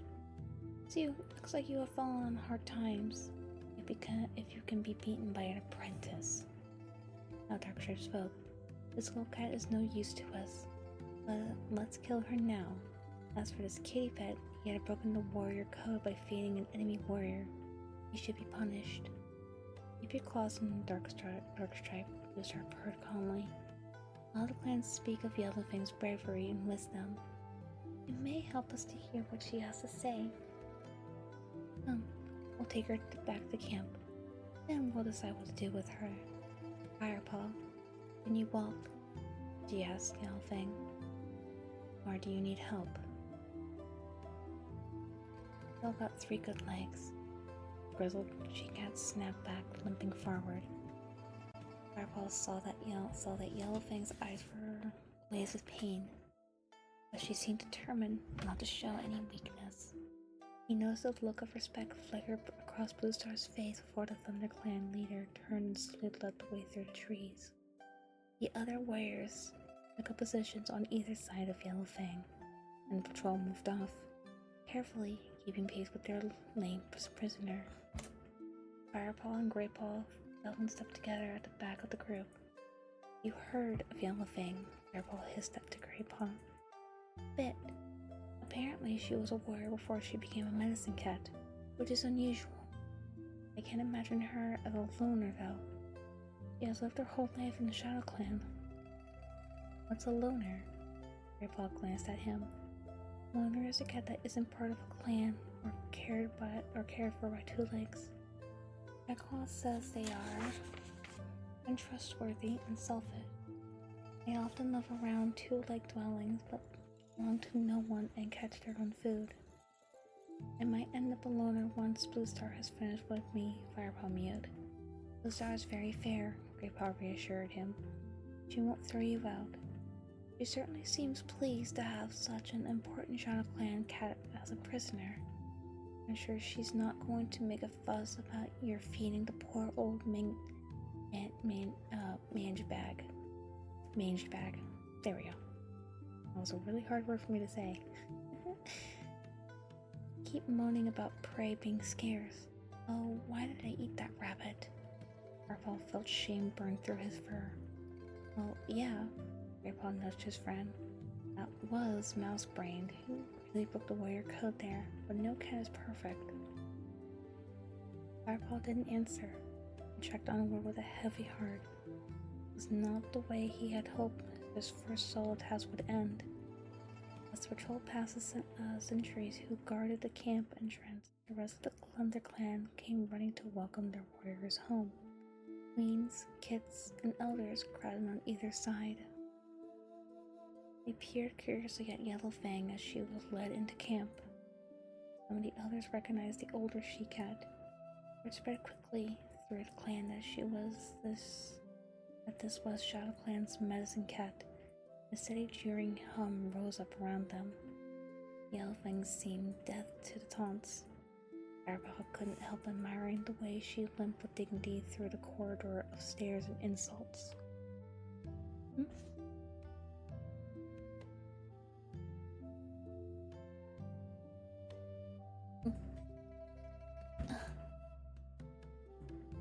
She was in a great deal of pain and hungry in spite of the rabbit he had caught for her.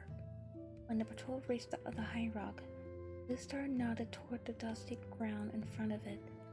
Yellowfang followed the ThunderClan leader's silent command, sinking gratefully onto the earth. Still ignoring the hostile stares around her, began licking her wounded leg. Firepaw noticed Spotted Leaf emerge from her corner. He must have scented the presence of an injured cat in the camp. He watched the crowd part to let the young tortoiseshell through. Yellowfang glared at Spotted Leaf and hissed, I know how to take care of my own wounds. I don't need your help. Smiley said nothing but nodded respectfully and stepped back.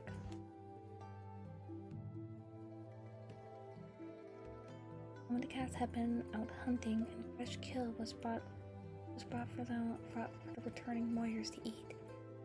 They each took some food and carried it away to the nettle patch to eat, and the other clan cats crowded forward to take their own share.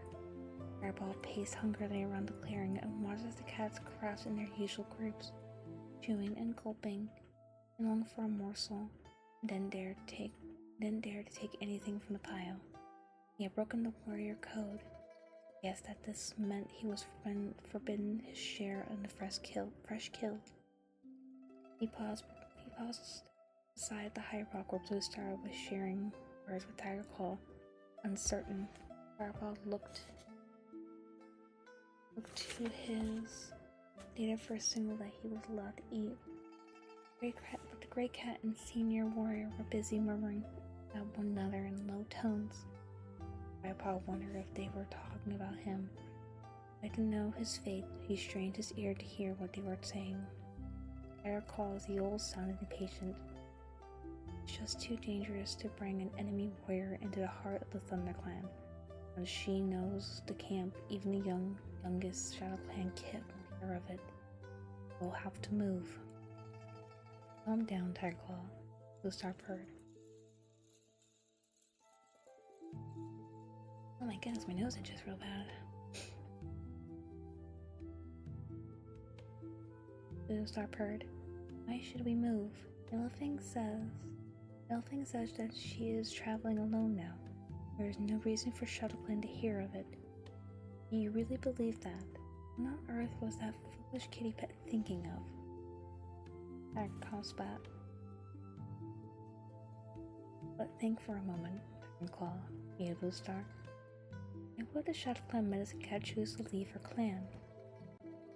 You seem to be afraid that Yellowfang will share our clan's secrets in the ShadowClan, but have you thought about how many ShadowClan secrets she might share with us?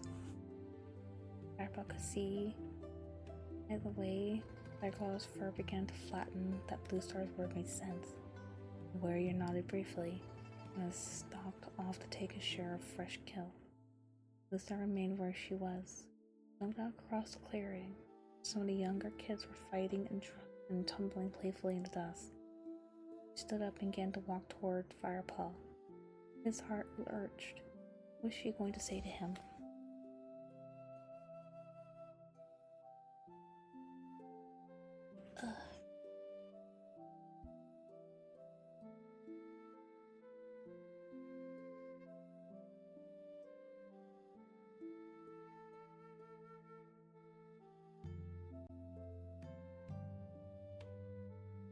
But Bluestar walked straight past him.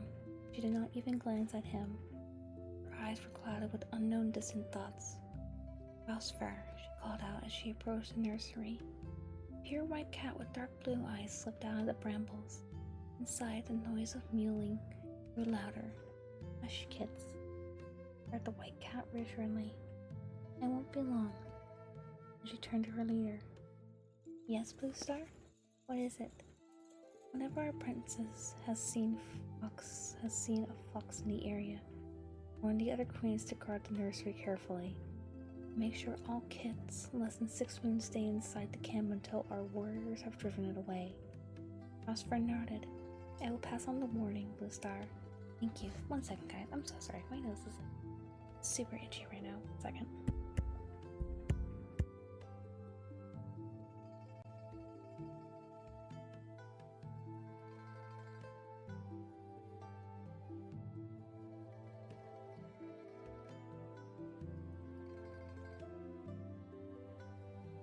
Be right back, real quick, guys, okay?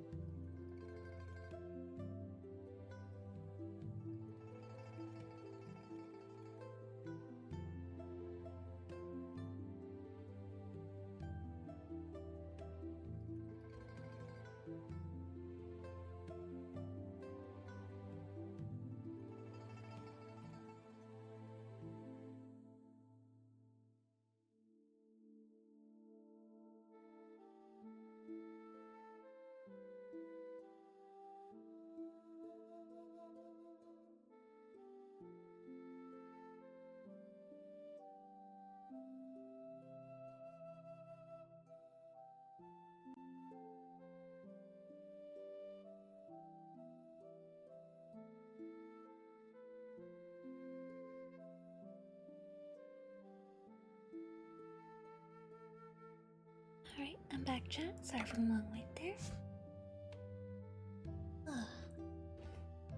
Continue on, shall we?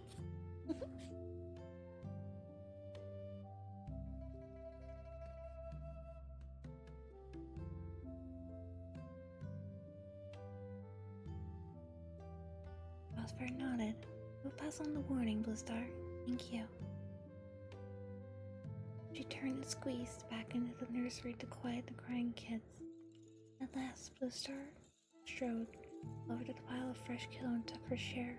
A plump wood pigeon had been left for her there. Firepaw looked lonely as she carried it away to eat with the senior warriors. Finally, his hunger drove him forward. Firepaw was with Ravenpaw, wolfing down a small finch beside a tree stump.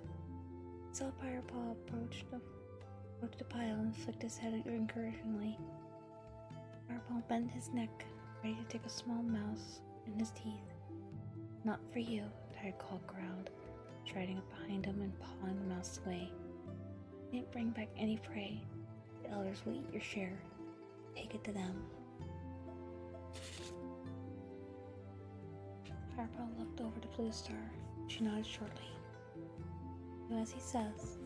Obediently, Firepaw picked up the mouse and carried it across the small ear. The delicious smell of it wafted up Firepaw's nose. He wanted nothing more than crunch it with his strong teeth. He could almost feel its life energy flooding his young body. With great self-control, he laid the prey down in front of the gray tom and then backed away politely. He expected no thanks and was offered none. Now he was glad that he gobbled up the rabbit he had caught for Yellowfang. There would be nothing else for him to eat until he went out hunting again tomorrow. Firepaw wandered over to Greypaw.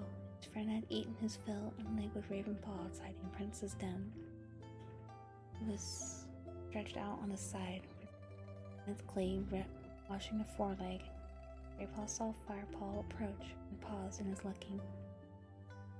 Has Bluestar mentioned your punishment yet? He asked. Not yet. Firepaw replied gloomily. Paw narrowed his eyes sympathetically, and said nothing. Bluestar's call sounded across the clearing. But all those oak cats, enough to catch their own prey, joined together for a meeting of our clan. Most of the warriors had finished eating, and like Greypaw, were busy grooming themselves. They lifted themselves gracefully to their paws and walked over to the high rock where Bluestar waited to speak.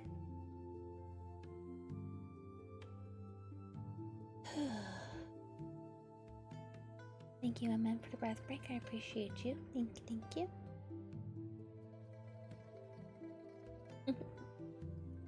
Come on, meowed Greypaw. He leaped up.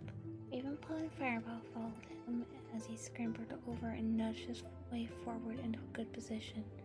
I'm sure you will have heard about the prisoner we brought back with us today. Bluestar began, but there is something else you need to know.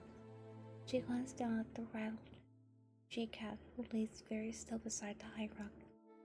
Can you hear me from there? She asked. Maybe old, but I'm not dead yet. Yellowfang spat in reply. Bluestar ignored the prisoner's hostile tone and continued. I'm afraid we have some very grave news. Today I traveled with the patrol into WindClan territory. The air was filled with the scent of ShadowClan. Almost every tree had been sprayed by ShadowClan warriors, and we met no WindClan cats even though we journeyed deep into their heartland. Our words were met with silence. Firepaw saw confusion in the faces of the clan cats. Bear, welcome in! Hi! Welcome up! How are you doing tonight? How was Rim World? Did you guys have fun? Welcome in, Bear! Hi! Yes, I am the Mimi. Slow, quietly. Hi, Bear! Welcome! Hi, Pookie! Welcome! Thank you so much. Drive home safe, love. It's good to see you. And thank you for collecting your daily pot today. Drive home safe, love. Mwah. No. It was great, and we provoked the void, and it is Angie. We like to make things Angie. We like to make things angry. It's funny when we make things Angie. Nightmare beyond our comprehension are coming for me. You just gotta bunk them away. Why did my model break all of a sudden? Stop it! My model broke. Help! See bear. See now. You just gotta do this. Okay, hold on. I'm gonna show you real quick. This is what you gotta do to get those nightmares away from you. I can't type. Just pull out the chainsaw. You just gotta pull out the chainsaw. I'll get rid of all your nightmares. Of course, I'll listen to another drive home. Awesome! 안녕! Sounds like a good plan to me, Cookie. 안녕! We have about 14 assault rifles. Is that the same as a chainsaw? Yes. You just gotta add the blades onto them. Actually, Gears of War it. Get the Gears of War guns, and you're good to go. Gears of War. Get the Gears of War guns with the chainsaws, and then you are set and ready to go. I miss playing Gears of War, actually. I'm Karmic.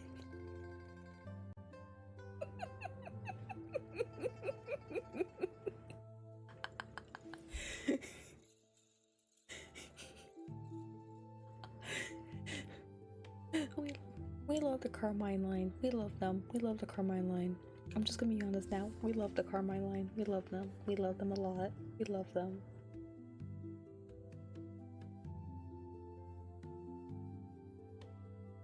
First rule, do Cog.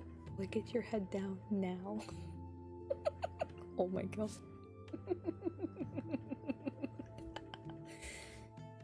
Oh my god. Before we continue reading, I have a really funny story to share about Gears of War, actually. One of my very close friends from high school was really big into Gears of War, and every day after school, or at least almost every day after school, we would go over to my place, he would bring his Xbox, and we would hook it up to my TV, and we would start playing Gears of War 2 players. And that was my first introduction to Gears of War. Ever since then, we just kind of started playing Gears of War almost every day after school, whenever I would get home from school, or I get home from work, or I would get home from, or I just have a day off and he was free. So we got up to, I think it was Gears of War 3 is where we stopped at. I think we were like right in the middle of it.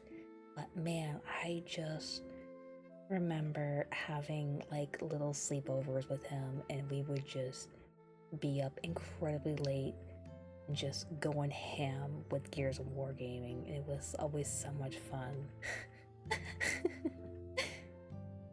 I would love to play Gears of War again, honestly, but I don't know how well it runs on PC, honestly, and it's been a long time since I last played the game, honestly, so I don't even remember where I left off at. Honestly, if I ever get a chance to play the game again, I would love to play it again. I miss playing Gears of War. I miss being a little menace to society. How am I doing though? Any jerks in chat today? Do I need this? Nope. We are good today, honestly. Nothing crazy in shenanigans chat today, thankfully. I'm doing good though, honestly. I've just been... Oh, Nini then. I am doing good. I am doing all the good today, honestly. I do a whole lot today aside from play video game, and I helped my dad clean up a portion of the house today too, so we got a little bit of the cleaning done today for Mother's Day is tomorrow, so yippee! Mother's Day is tomorrow, so we are looking forward to it. It's on my side.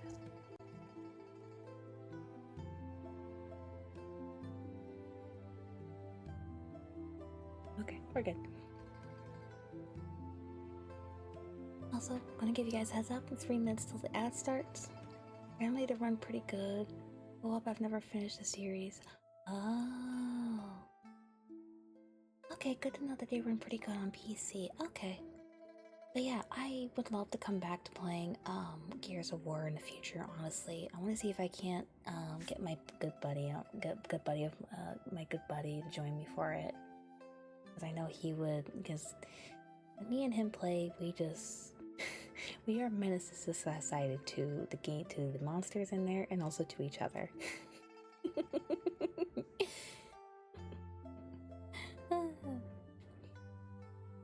Good times, good times. Yeah, I'm doing fantastic tonight, honestly, though. But how are you doing tonight, though, Bear? I hope you're having a wonderful night tonight. Like I said, I hope RimWorld, I know you said RimWorld was really good, but I hope but once again, words are hard. I hope RimWorld was a lot of fun for you tonight, Bear.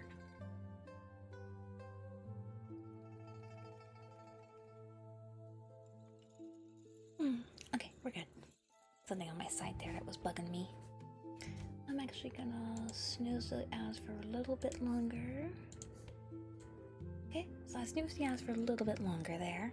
So we're gonna continue on reading here because we got a few more pages before we hit chapter 9. And once we bring past chapter 9, we'll be on chapter 10 and we'll end off tonight there. Let's go ahead and continue on, shall we?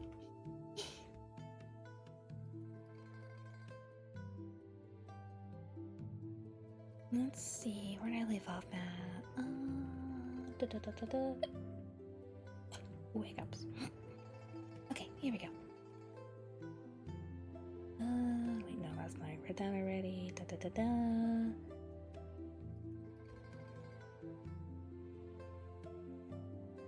Okay, here we go.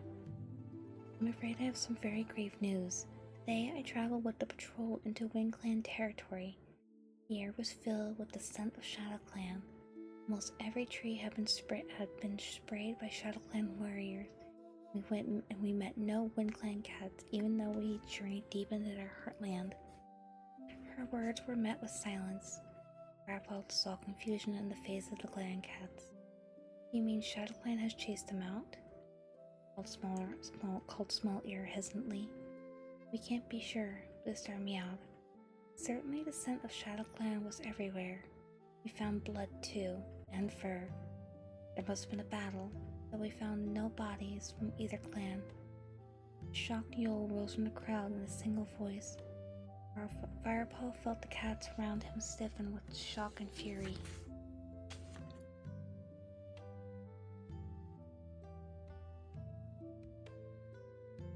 Never before had one clan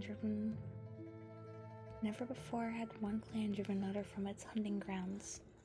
How can ShadowClan have been driven away? Oh, driven out. Let me reread that. How can ShadowClan have been driven out? One eye croaked hoarsely.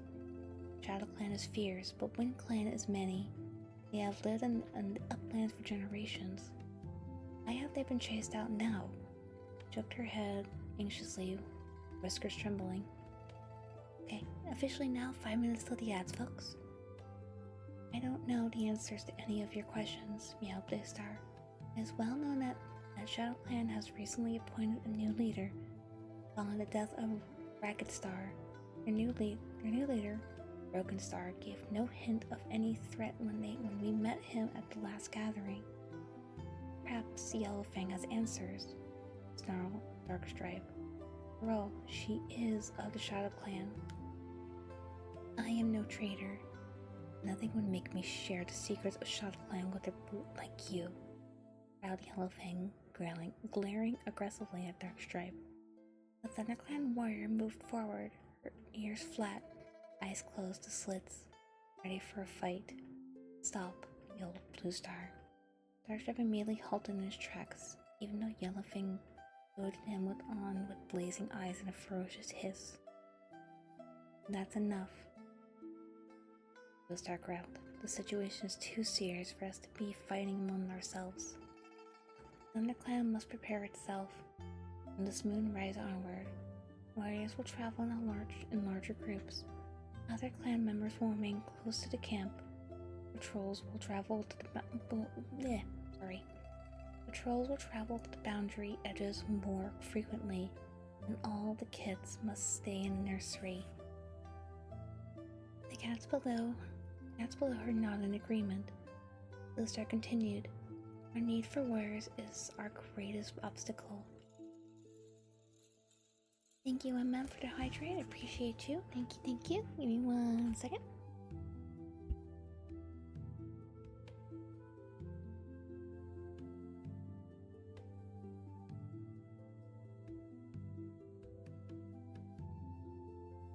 Okay. Thank you so much for the hydrate. I appreciate you, my dear. Thank you.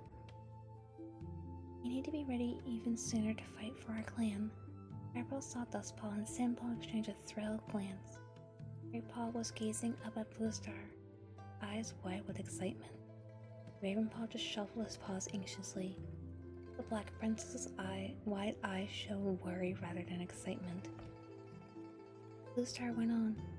One young cat has been sharing mentors with Greypaw and Ravenpaw. By teaching him, I shall speed up the training of all 3 apprentices.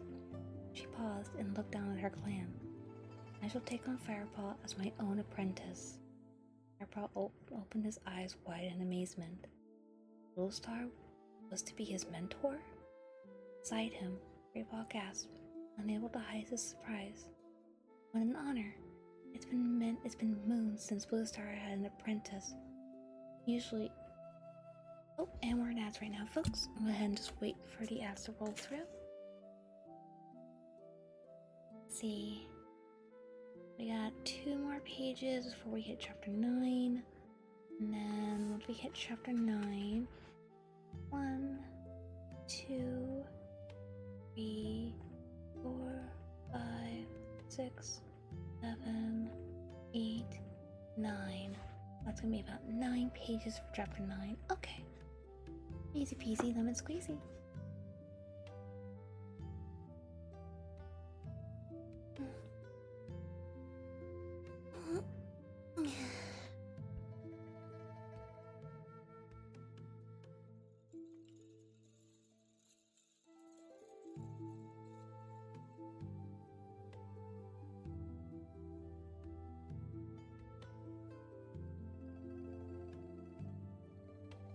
Alright, let's get some stretches in.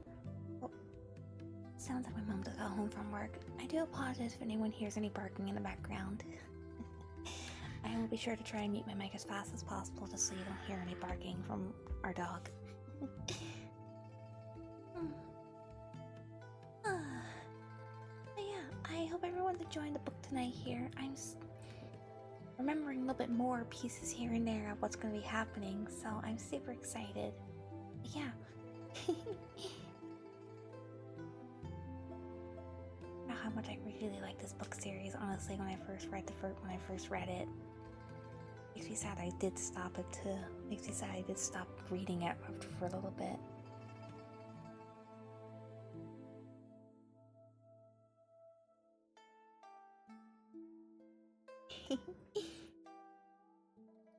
But yeah, I hope you all are enjoying the book series, the book reading as much as I am. Dosages. Again, dang it.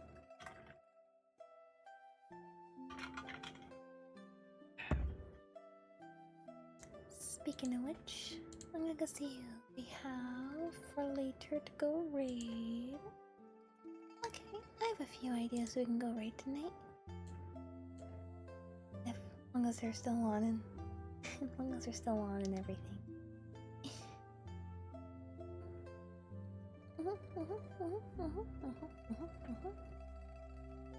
Yeah, okay. As long as you're still on streaming and everything like that, then we'll go ahead and read out once we're done reading for the night. But yeah, not gonna read out just yet, just looking around. Alright, 3, 2, 1. Welcome back from the ads, everybody. Hope the ads are to your liking today. Let's go and continue on, shall we?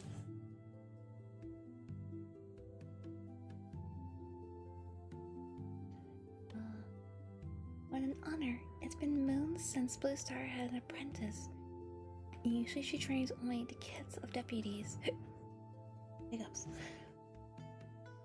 Oh, okay, I'm good now.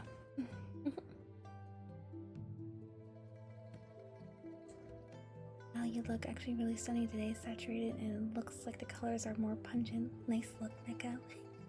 Thank you, Simon. Welcome on in. Yeah. This is more of my, I guess you could say my bedtime reading sort of, coloring here. Just mess with the colors just slightly in OBS here. Welcome in, Simon. It's good to see you, my dear. Hi. You're just in time for the ASMR bedtime stories. Forget to sleep soon and well. No worries, thank you so much. I'll be getting to sleep here pretty soon, don't worry, I promise. But good night, Sam. It's good to see you, my dear, and I hope you sleep well as well. Sweet dreams, my love.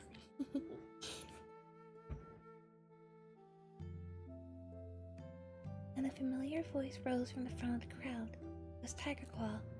So, Firepaw is to be rewarded, not punished. Feeding an enemy warrior when he should have been feeding his own clan. Firepaw is my apprentice now.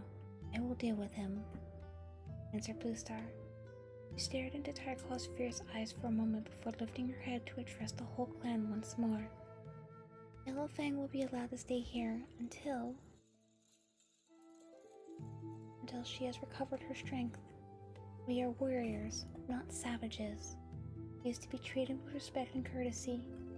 But the clan cannot support Yellowfang, Darkstripe protested. You have too many mouths to feed already. Yeah, Greypop whispered it into Firepaw's ear. Some of them are bigger than others. I don't need anyone to care for me, spat Yellowfang, and I'll split open anyone who tries. Friendly, isn't she? Greypaw murmured. Firepaw flicked the tip of his tail in the silent agreement. From muffled meows from the other warriors as they grudgingly recognized the enemy warrior's fighting spirit. Bluestar ignored the murmuring. We shall kill two prey with one blow, as it were. Firepaw, as punishment for breaking the warrior code, it will be your responsibility to care for Yellowfang. You will hunt for her and tend her wounds. You will fetch fresh bedding and clear away her dirt. Yes, Bluestar, mewed Firepaw. Head bowed in submission. Clear away her dirt, he thought to himself. Ugh. Mocking knolls came from Dustpaw and Sandpaw. Good idea. It's Dustpaw. Firepaw had better be good at tracking fleas and hunting, added Sodden Sandpaw. Sack of Bones is going to need feeding up. Enough, Bluestar interrupted them. I hope Firepaw will find no shame in caring for Yellowfang. She is a healer, and she is his elder. For those reasons alone, we should respect her. She shot a sharp glance at Sandpaw and Dustpaw. There is no humiliation in caring for another cat when she is unable to take care of herself. The meeting is over. I would like to speak to my senior warriors alone now. With that, she jumped down from High Rock and marched toward her den. Hi gamer, welcome on in. How you doing? Welcome. Hi. Good to see you, my little raccoon friendo. Annyeong. Hope you're doing well tonight, love. Welcome. Anwar followed her. The other clan cats began to move away from the High Rock. One or two congratulated Firepaw on being chosen as Bluestar's apprentice. Others mockingly wished him luck looking after Yellowfang. Firepaw felt so dazed by Bluestar's announcement that he just nodded blankly. Longtail padded up to him. The V-shaped nick that Firepaw had cut into the tip of his ear still showed. The young warrior drew back his whiskers into an ugly snarl. Well, I hope you'll think twice about bringing strays back into the camp next time, he sneered. Like I said, outsiders always bring trouble. dun dun dun dun dun dun dun. Chapter 9. It's sad I'm late, but I'm glad I'm here. You're okay, love. Don't worry, don't worry. We're happy to have you regardless, my dear. It's good to see you as always. I hope you had a really good day today. We're here now, my dear.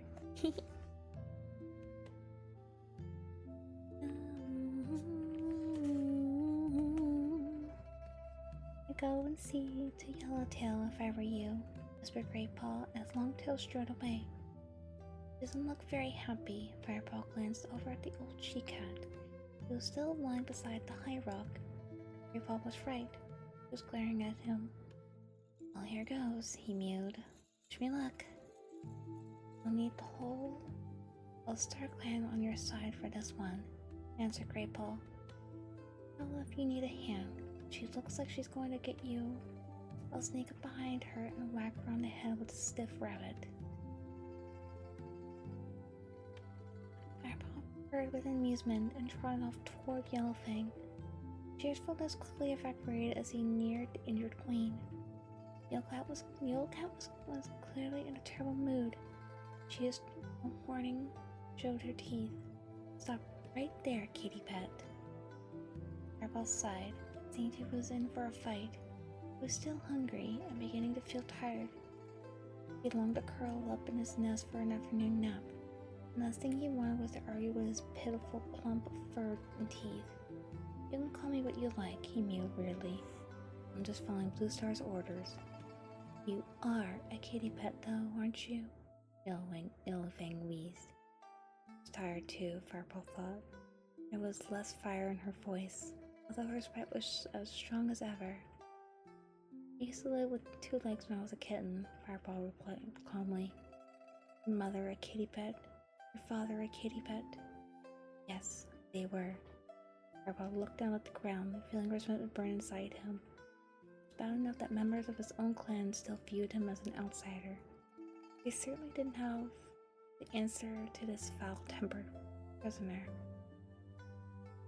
Yellowfang seemed to take his silence as an invitation to go on. Kitty pet blood is not the same as warrior blood. Why don't you run home to your 2 legs now instead of looking after me? It's humiliating, being fussed over by a low-born cat like you. Firepaw's patience ran out, snarled. I still feel humiliated if I were born warrior. Let me repeat that 1 second. I still feel humiliated if I were warrior-born. Feel ashamed whether I was precious she-cat from your own clan, or a wretched 2-leg that picked you up off the ground. He lashed his tail from side to side. It's the fact that you need to rely on any cat that you find so humiliating. Yellowfang stared at him. Around your side.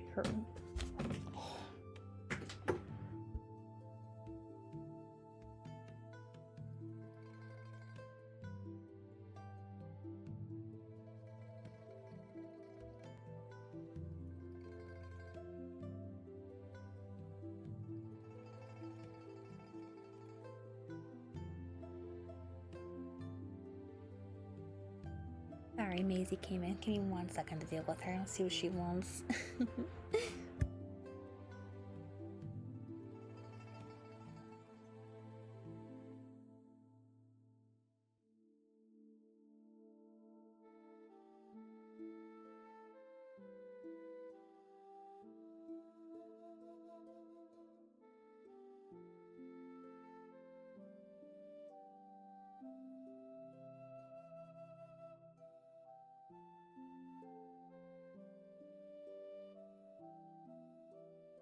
Okay, I'm back. Sorry about that there, folks. She kind of just popped in, looked at me, and then left. So I'm like, okay, I'm just gonna close my door then. Alright. Yellowfang stared at him, her orange eyes very wide. Firepaw carried on fiercely.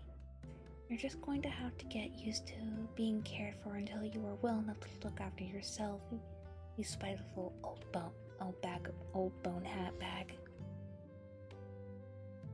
Firepaw spittin', love to see that. stopped as the Yellowfang began to make a low, harsh wheezing sound. Alarmed, Firepaw took a step toward her. The cat was trembling all over and her eyes had narrowed into tiny slits. Was she having some kind of fit? Look, I didn't mean began before he suddenly realized that she was laughing.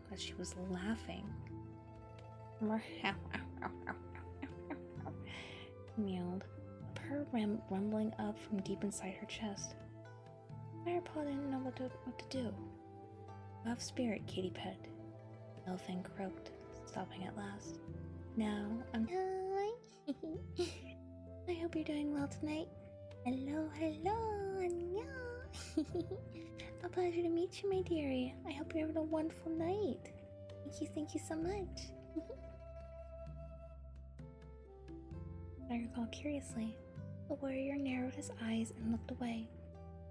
Firepaw dropped the bundle beside Yellowfang. Good, he meowed. Now, before you leave me in peace, find me something to eat. I'm starving. The sun had risen 3 times since Yellowfang had entered the camp. Firepaw woke early and nudged Greypaw, who was still asleep beside him, nose tucked under his thick tail. Wake up, Firepaw mewed. Already morning food. Easy. Is there... One second, I'm so sorry. 1 second, chat. Easy, honey.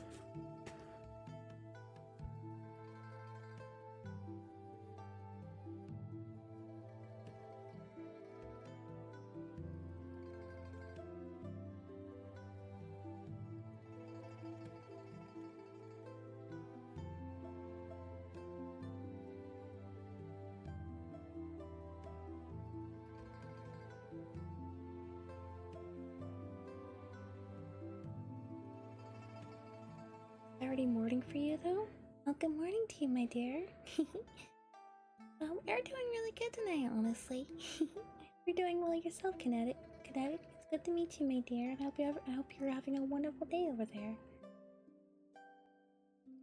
Got these ice cream sandwiches in my freezer, and every time I think about getting into a relationship, I think about somebody eating my ice cream sandwiches, and for that reason, I will probably be single for the rest of my life because do not touch my ice cream sandwiches.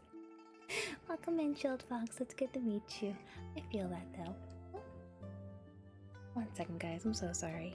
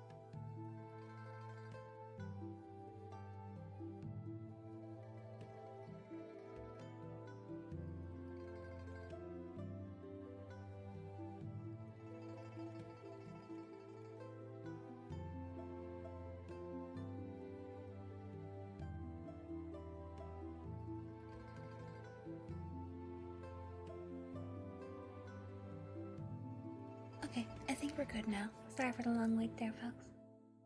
My parents are going to bed, so they were talking outside my door a little bit. Okay, see if we can't hurry up and finish up this chapter tonight, okay? Elfie?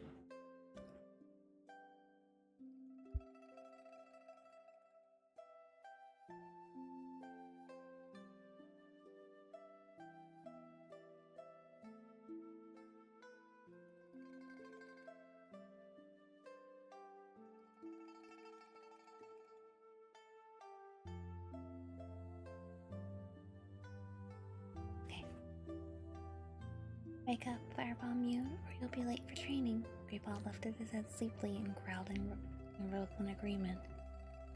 Firepaw prodded Ravenpaw. Black Cat opened his eyes immediately and leapt to his feet. What is it? He mewed, looking around wildly. Calm down, Ravenpaw.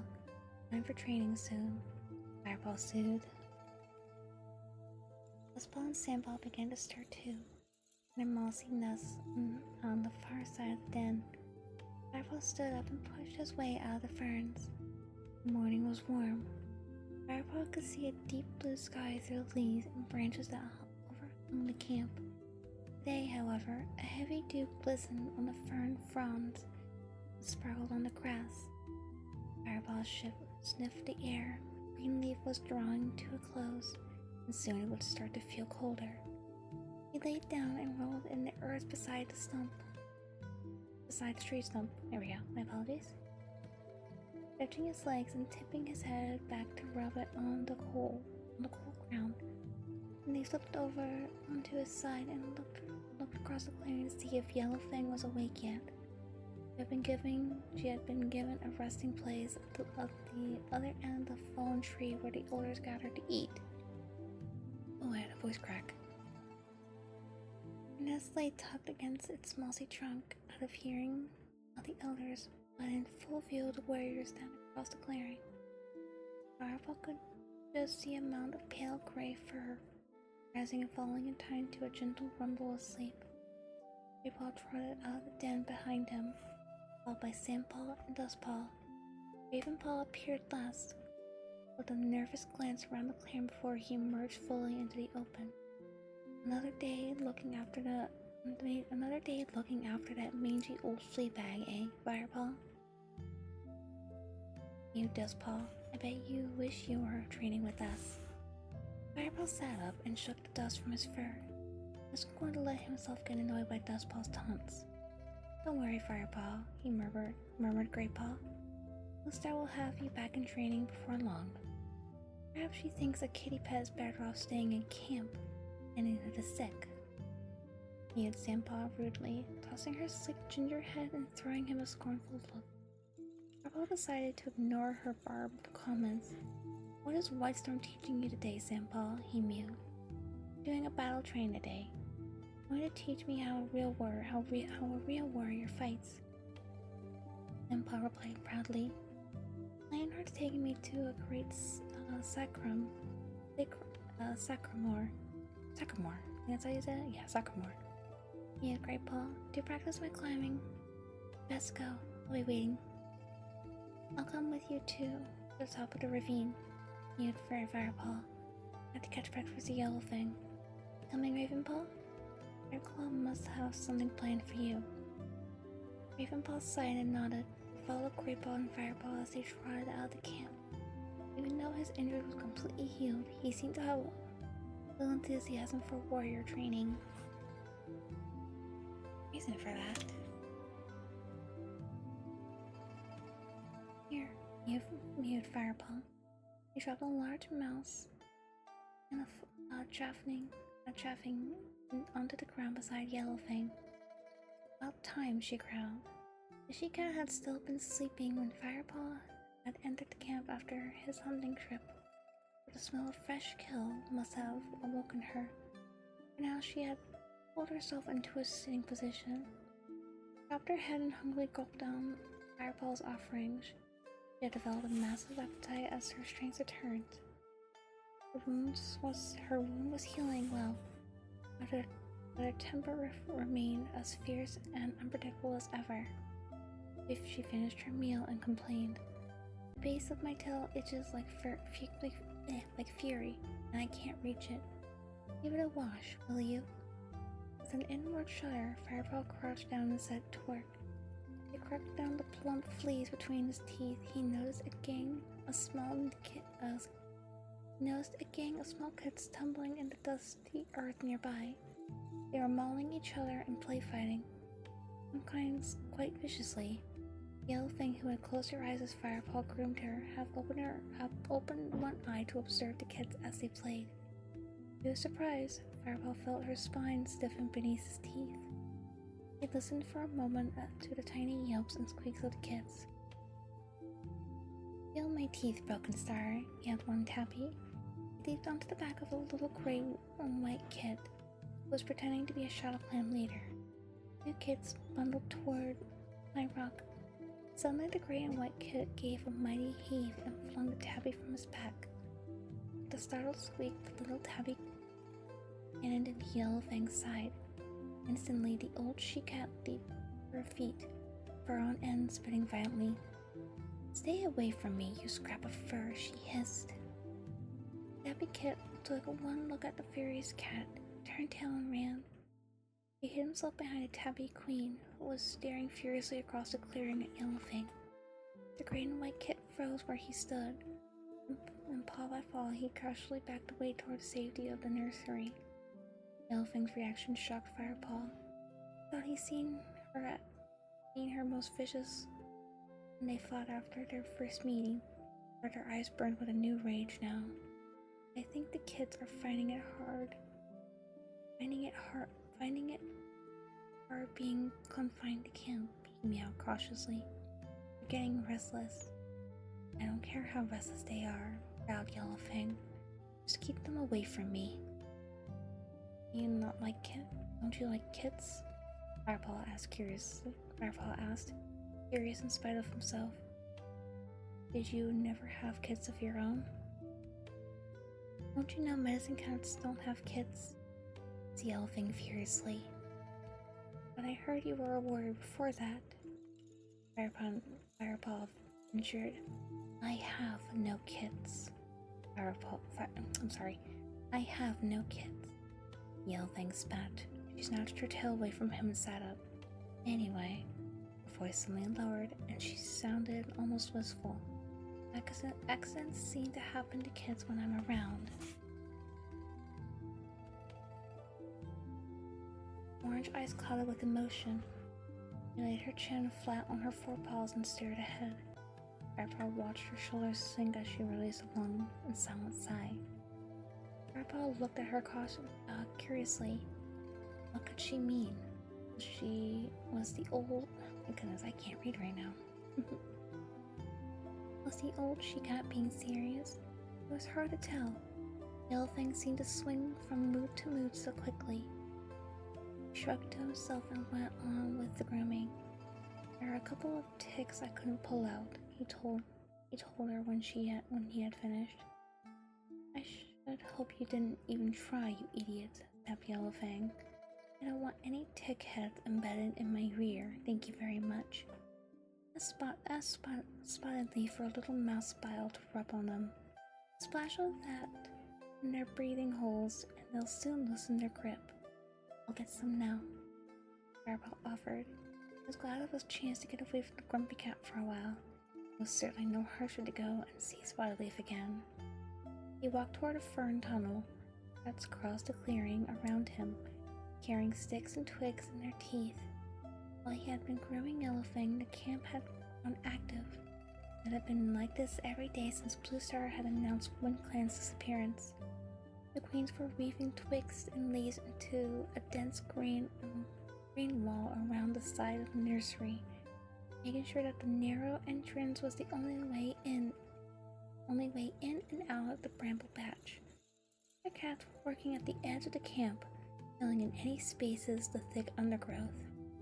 Even the elders were busy, scraping out a hole in the ground. Warriors filed steadily, piling pieces of fresh kill beside them, ready to be stored inside the newly dug hole. There was an air of quiet concentration. a determination to make the clan as secure and well supplied as possible. The ShadowClan made a move on their territory, and ThunderClan would shelter inside the camp. They would not let themselves be driven from their hunting grounds as easily as WindClan had been. Darkstripe, Longtail, Willowpelt, and Dustpaw were waiting silently at the camp entrance. Their eyes were fixed on the opening to the Gore's tunnel. Patrol was just returning. Dusty and Paul sore. As soon as the warriors entered the camp, Darkstripe and his companions approached and exchanged words with them. Then they slipped quickly out of the camp. ThunderClan's borders were not being left unguarded for a moment. Firepaw headed down the fern tunnel that led to a Spiderleaf's den. As he entered the clearing, you could see Spiderleaf was preparing some sweet-smelling herbs. "Can I have some mouse bile for Yellowfang's ticks?" Paul meowed. "A moment," replied Spiderleaf, piling 2 piles of herbs together and mixing the fragrant heap in one delicate extended claw. "Busy?" Firepaw asked, settling down on a warm patch of earth. "I want to be prepared for any casualties," Spiderleaf murmured, glancing up at him with her clear amber eyes. Firepaw. Skip that. Oopsies. Hold on a second.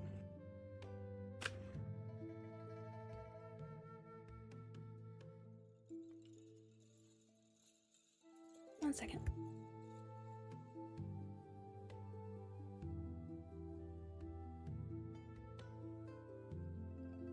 Okay, there we go. Firepaw met her gaze for a moment, then looked away, an uncomfortable feeling prickling his fur. Spiderleaf turned her attention back to the herbs. Firepaw waited, happy to sit quietly and watch her work. "Right," she mewed at last. "What was it you wanted? Mouse bile?" "Yes, please." Firepaw stood up and stretched each back leg in turn. The sun had warmed his fur and made him feel sleepy. Spiderleaf bounded into her den and brought something out. She held it gingerly in her mouth. A small wad of mouse stinkling at the end of a thin stripe of bark. "Thank you, Firepaw, for getting rid of that pot." "Ooh, double the pot to get rid of. Let's go."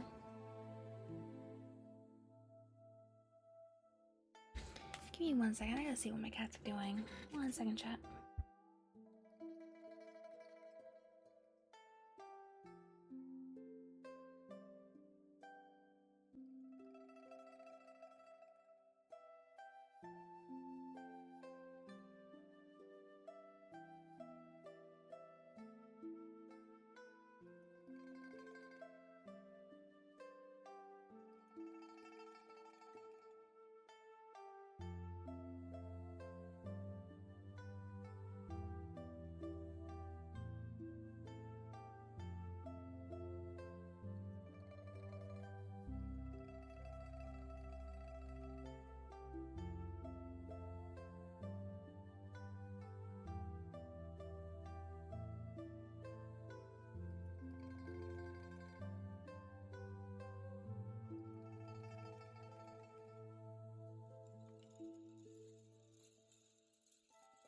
Okay, sorry about that.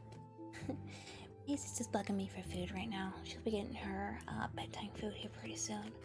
So let's go ahead and hurry up and wrap this up for tonight so I can go feed them. Okay.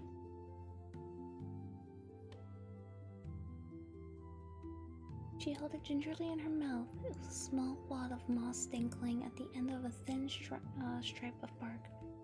Passed to the Firepaw. He tasted her warm, sweet breath as he took the bark strip between his teeth. "The moss soaked in bile," Spiderleaf explained. "Don't get any in your mouth. You'll have a foul taste for days. Press it onto the ticks and then wash your paws. In a stream, not with your tongue." Firepaw nodded and trotted back to Yellowfang, feeling suddenly cheerful and tingling with energy. My mic. Sorry about that, chat. "Hold still," he mewed to the older she-cat. Carefully, he used his forepaws to press the moss onto each tick. You may as well clear away any dirt now. Paws are already foul, she meowed when he finished. I'm going to take a nap, she yawned, revealing her blackened and broken teeth. The warmth of the day was making her sleepy too. Then you can go and do whatever it is you apprentices do, she murmured. Firepaw had cleared away Yellowfang's dirt. He left her dozing and made his way to the gore's tunnel. He was keen to get to the stream and rinse his paws. Firepaw, a voice called from the side of the clearing. Firepaw turned. It was Halftail. Where are you off to? Found the old cat curiously. You ought to be helping with the preparations. I've just been putting mouse bile on I've just been putting mouse bile on Yellowfang's ticks, cried Firepaw. Amusement flickered through Halftail's whiskers. Now you're off the nearest stream. Well, don't come back without fresh kill. We need as much as we can find. Yes, Halftail, Firepaw replied. He made his way out of the camp and up the side of the ravine. He trotted down to the stream where he and Greypaw had hunted on the day he had found Yellowfang. Without hesitating, he jumped down into the cold, clear water. He came up to his haunches in wet belly fur. Shock made him gasp, and he shivered. A rustle in the bushes above him made him look up. Although the familiar scent that reached his nose told him there was nothing to be alarmed about. What are you doing there? What are you doing in there? Greypaw and Ravenpaw were standing looking at him as if he were mad. Mouse bile, Firepaw grimaced. Don't ask. Where are Lionheart and Tigerclaw? They've gone to join the next patrol, answered Greypaw. They ordered us to spend the rest of the afternoon hunting.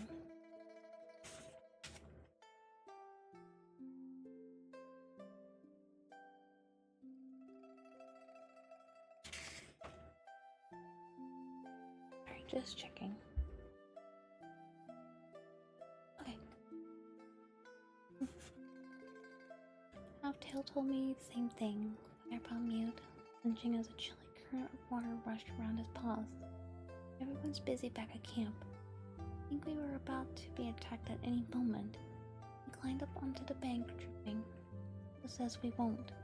Mewed Ravenpaw, his eyes flicking from side to side as if he expected the enemy patrol to leap out of the bushes at any time. Firepaw looked at the heap of fresh kill piled beside the two apprentices. Looks like you found all right today, he mewed. Yeah, Greypaw proudly. We still got the rest of the afternoon to hunt. You want to join us? You bet, Greypaw parried. He gave himself a final shake and then bounded into the undergrowth after his friends.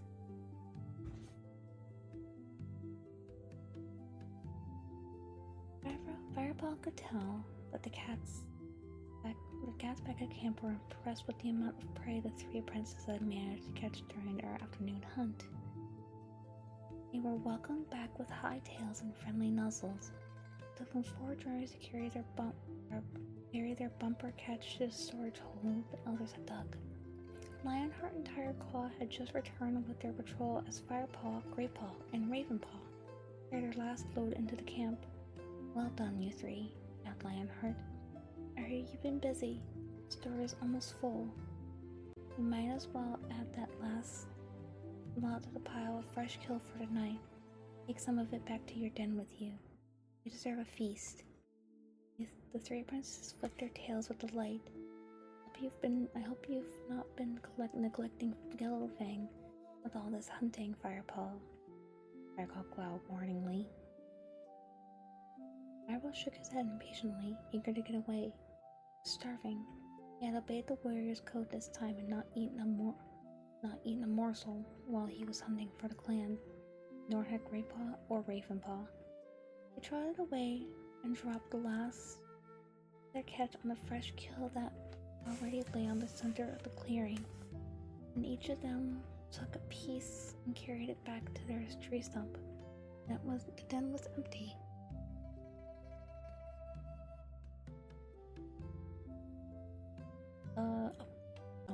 I lost my reading for a second. The den was empty. Where are Dustpaw and Sandpaw? Asked Ravenpaw. They must still be out on patrol. Firepaw guessed. Good, meowed Greypaw.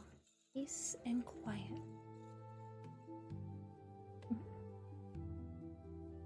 There, they ate their fill and lay back to wash. The whole evening air was welcome after the heat of the day. Hey, guess what? Meowed Greypaw suddenly. Ravenpaw managed to squeeze a compliment out of old Tiger Claw this morning. Really? Firepaw gasped. What on earth did you do to please Tiger Claw? I? Well, Ravenpaw began shyly looking at his paws. I caught a crow. How'd you manage that? Firepaw mewed, impressed. An old one, Ravenpaw admitted, modestly. It was huge, added Greypaw. Even Tiger Claw couldn't find fault in that. He's been in such a bad mood. Miss Bluestar took you on as her apprentice. His paw thoughtfully for a moment. Hang on. Make that since Lionheart was made deputy. He was worried about ShadowClan and the extra patrols, mewed Ravenpaw hastily. Oh really? You Tiger Claw. Well, if you're so hungry, might as well eat them here and now. But Greypaw began, looking up at the senior warrior in alarm. Now, growled Tiger Claw. Greypaw bent his head quickly and began to eat the mice. Eating was the first one, a couple of bites, and swallowed it quickly. The second mouse took longer for him to eat. Greypaw thought he never managed to swallow it, and his own stomach clenched in sympathy. And eventually, Greypaw gave a final vocal, and the last bit of mouse disappeared. Better now? Asked Tiger Claw, his voice smooth with mock sympathy. Much, replied Greypaw, stifling a burp. Good. Tiger Claw stalked off again, back to his den. Greypaw slunk uncomfortably back to Firepaw and Ravenpaw.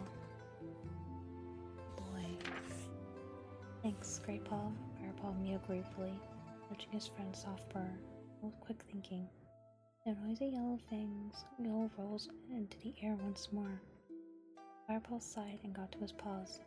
He would make sure he took her enough to see her through the night. He wanted to turn in early. The was full and his paws were tired. Are you okay, Greypaw? He asked as he turned to leave. Meow, meow, meow.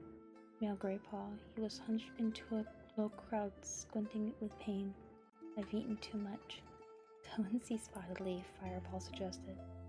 I'm sure she'll find something to help. I hope so. Meowed Greypaw, trotting away slowly.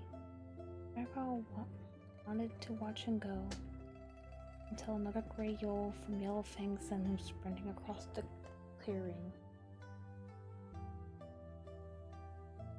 And that is where we're going to end it off for the night, folks.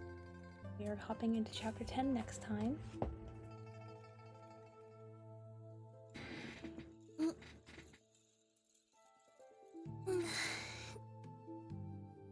Big stretch. Here we go. Oh. Let me go ahead and see who's all still streaming right now.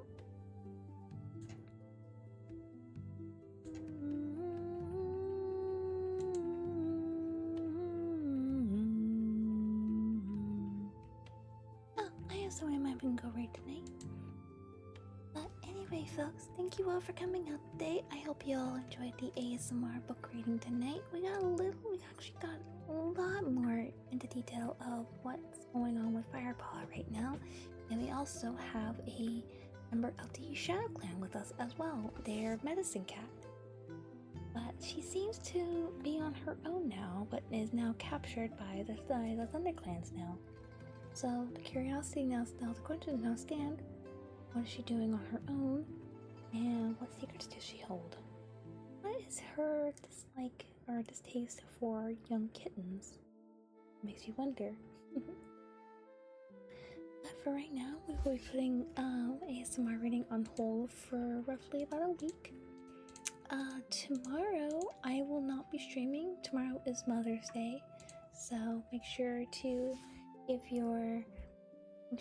your motherly parental figure or a close friend of yours who you see as a mother or a big sister a hug if you can.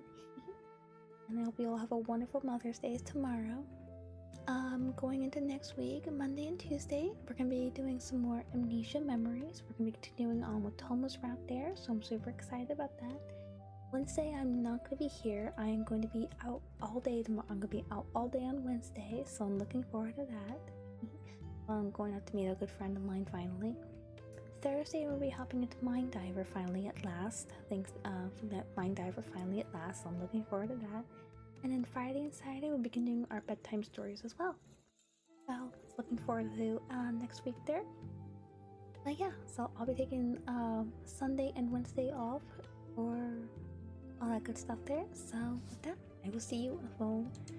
Hope you guys are looking forward to continuing Amnesia Memories, and once again, I really hope you all have been enjoying the bedtime stories. For right now, we're gonna go ahead and go raid a good streamer friend of mine named Miss Katsu Bunny. She is currently playing Patrick the Black Cat, Big Black Cat. Thank you so much for the follow. Welcome to Strays, my dear. Welcome, welcome.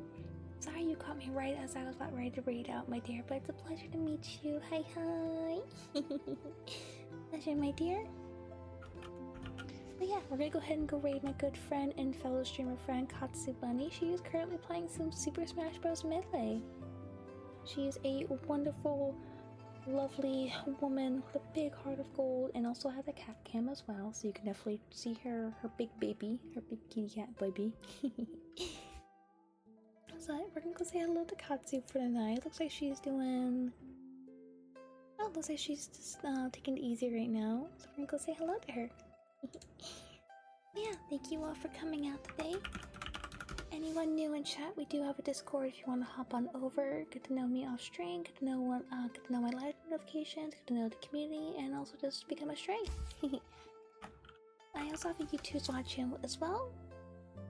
Why did that not work?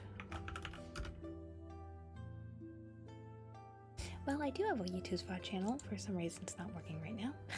Cool. Nightbot is not working. Actually, you know, I can just do this real quick. 1 second.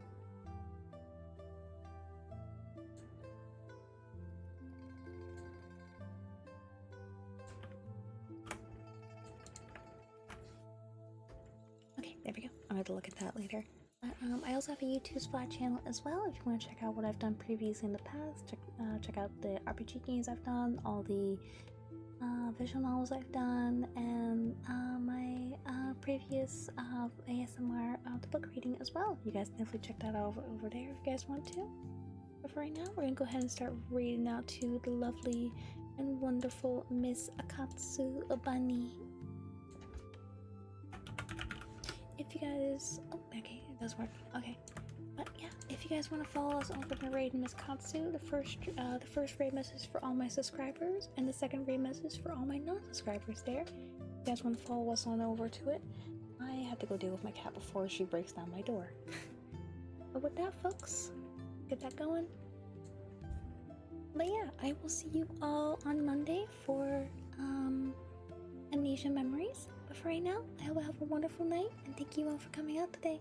Right now, have a good night, and sayonara, ducky ducky, annyeong!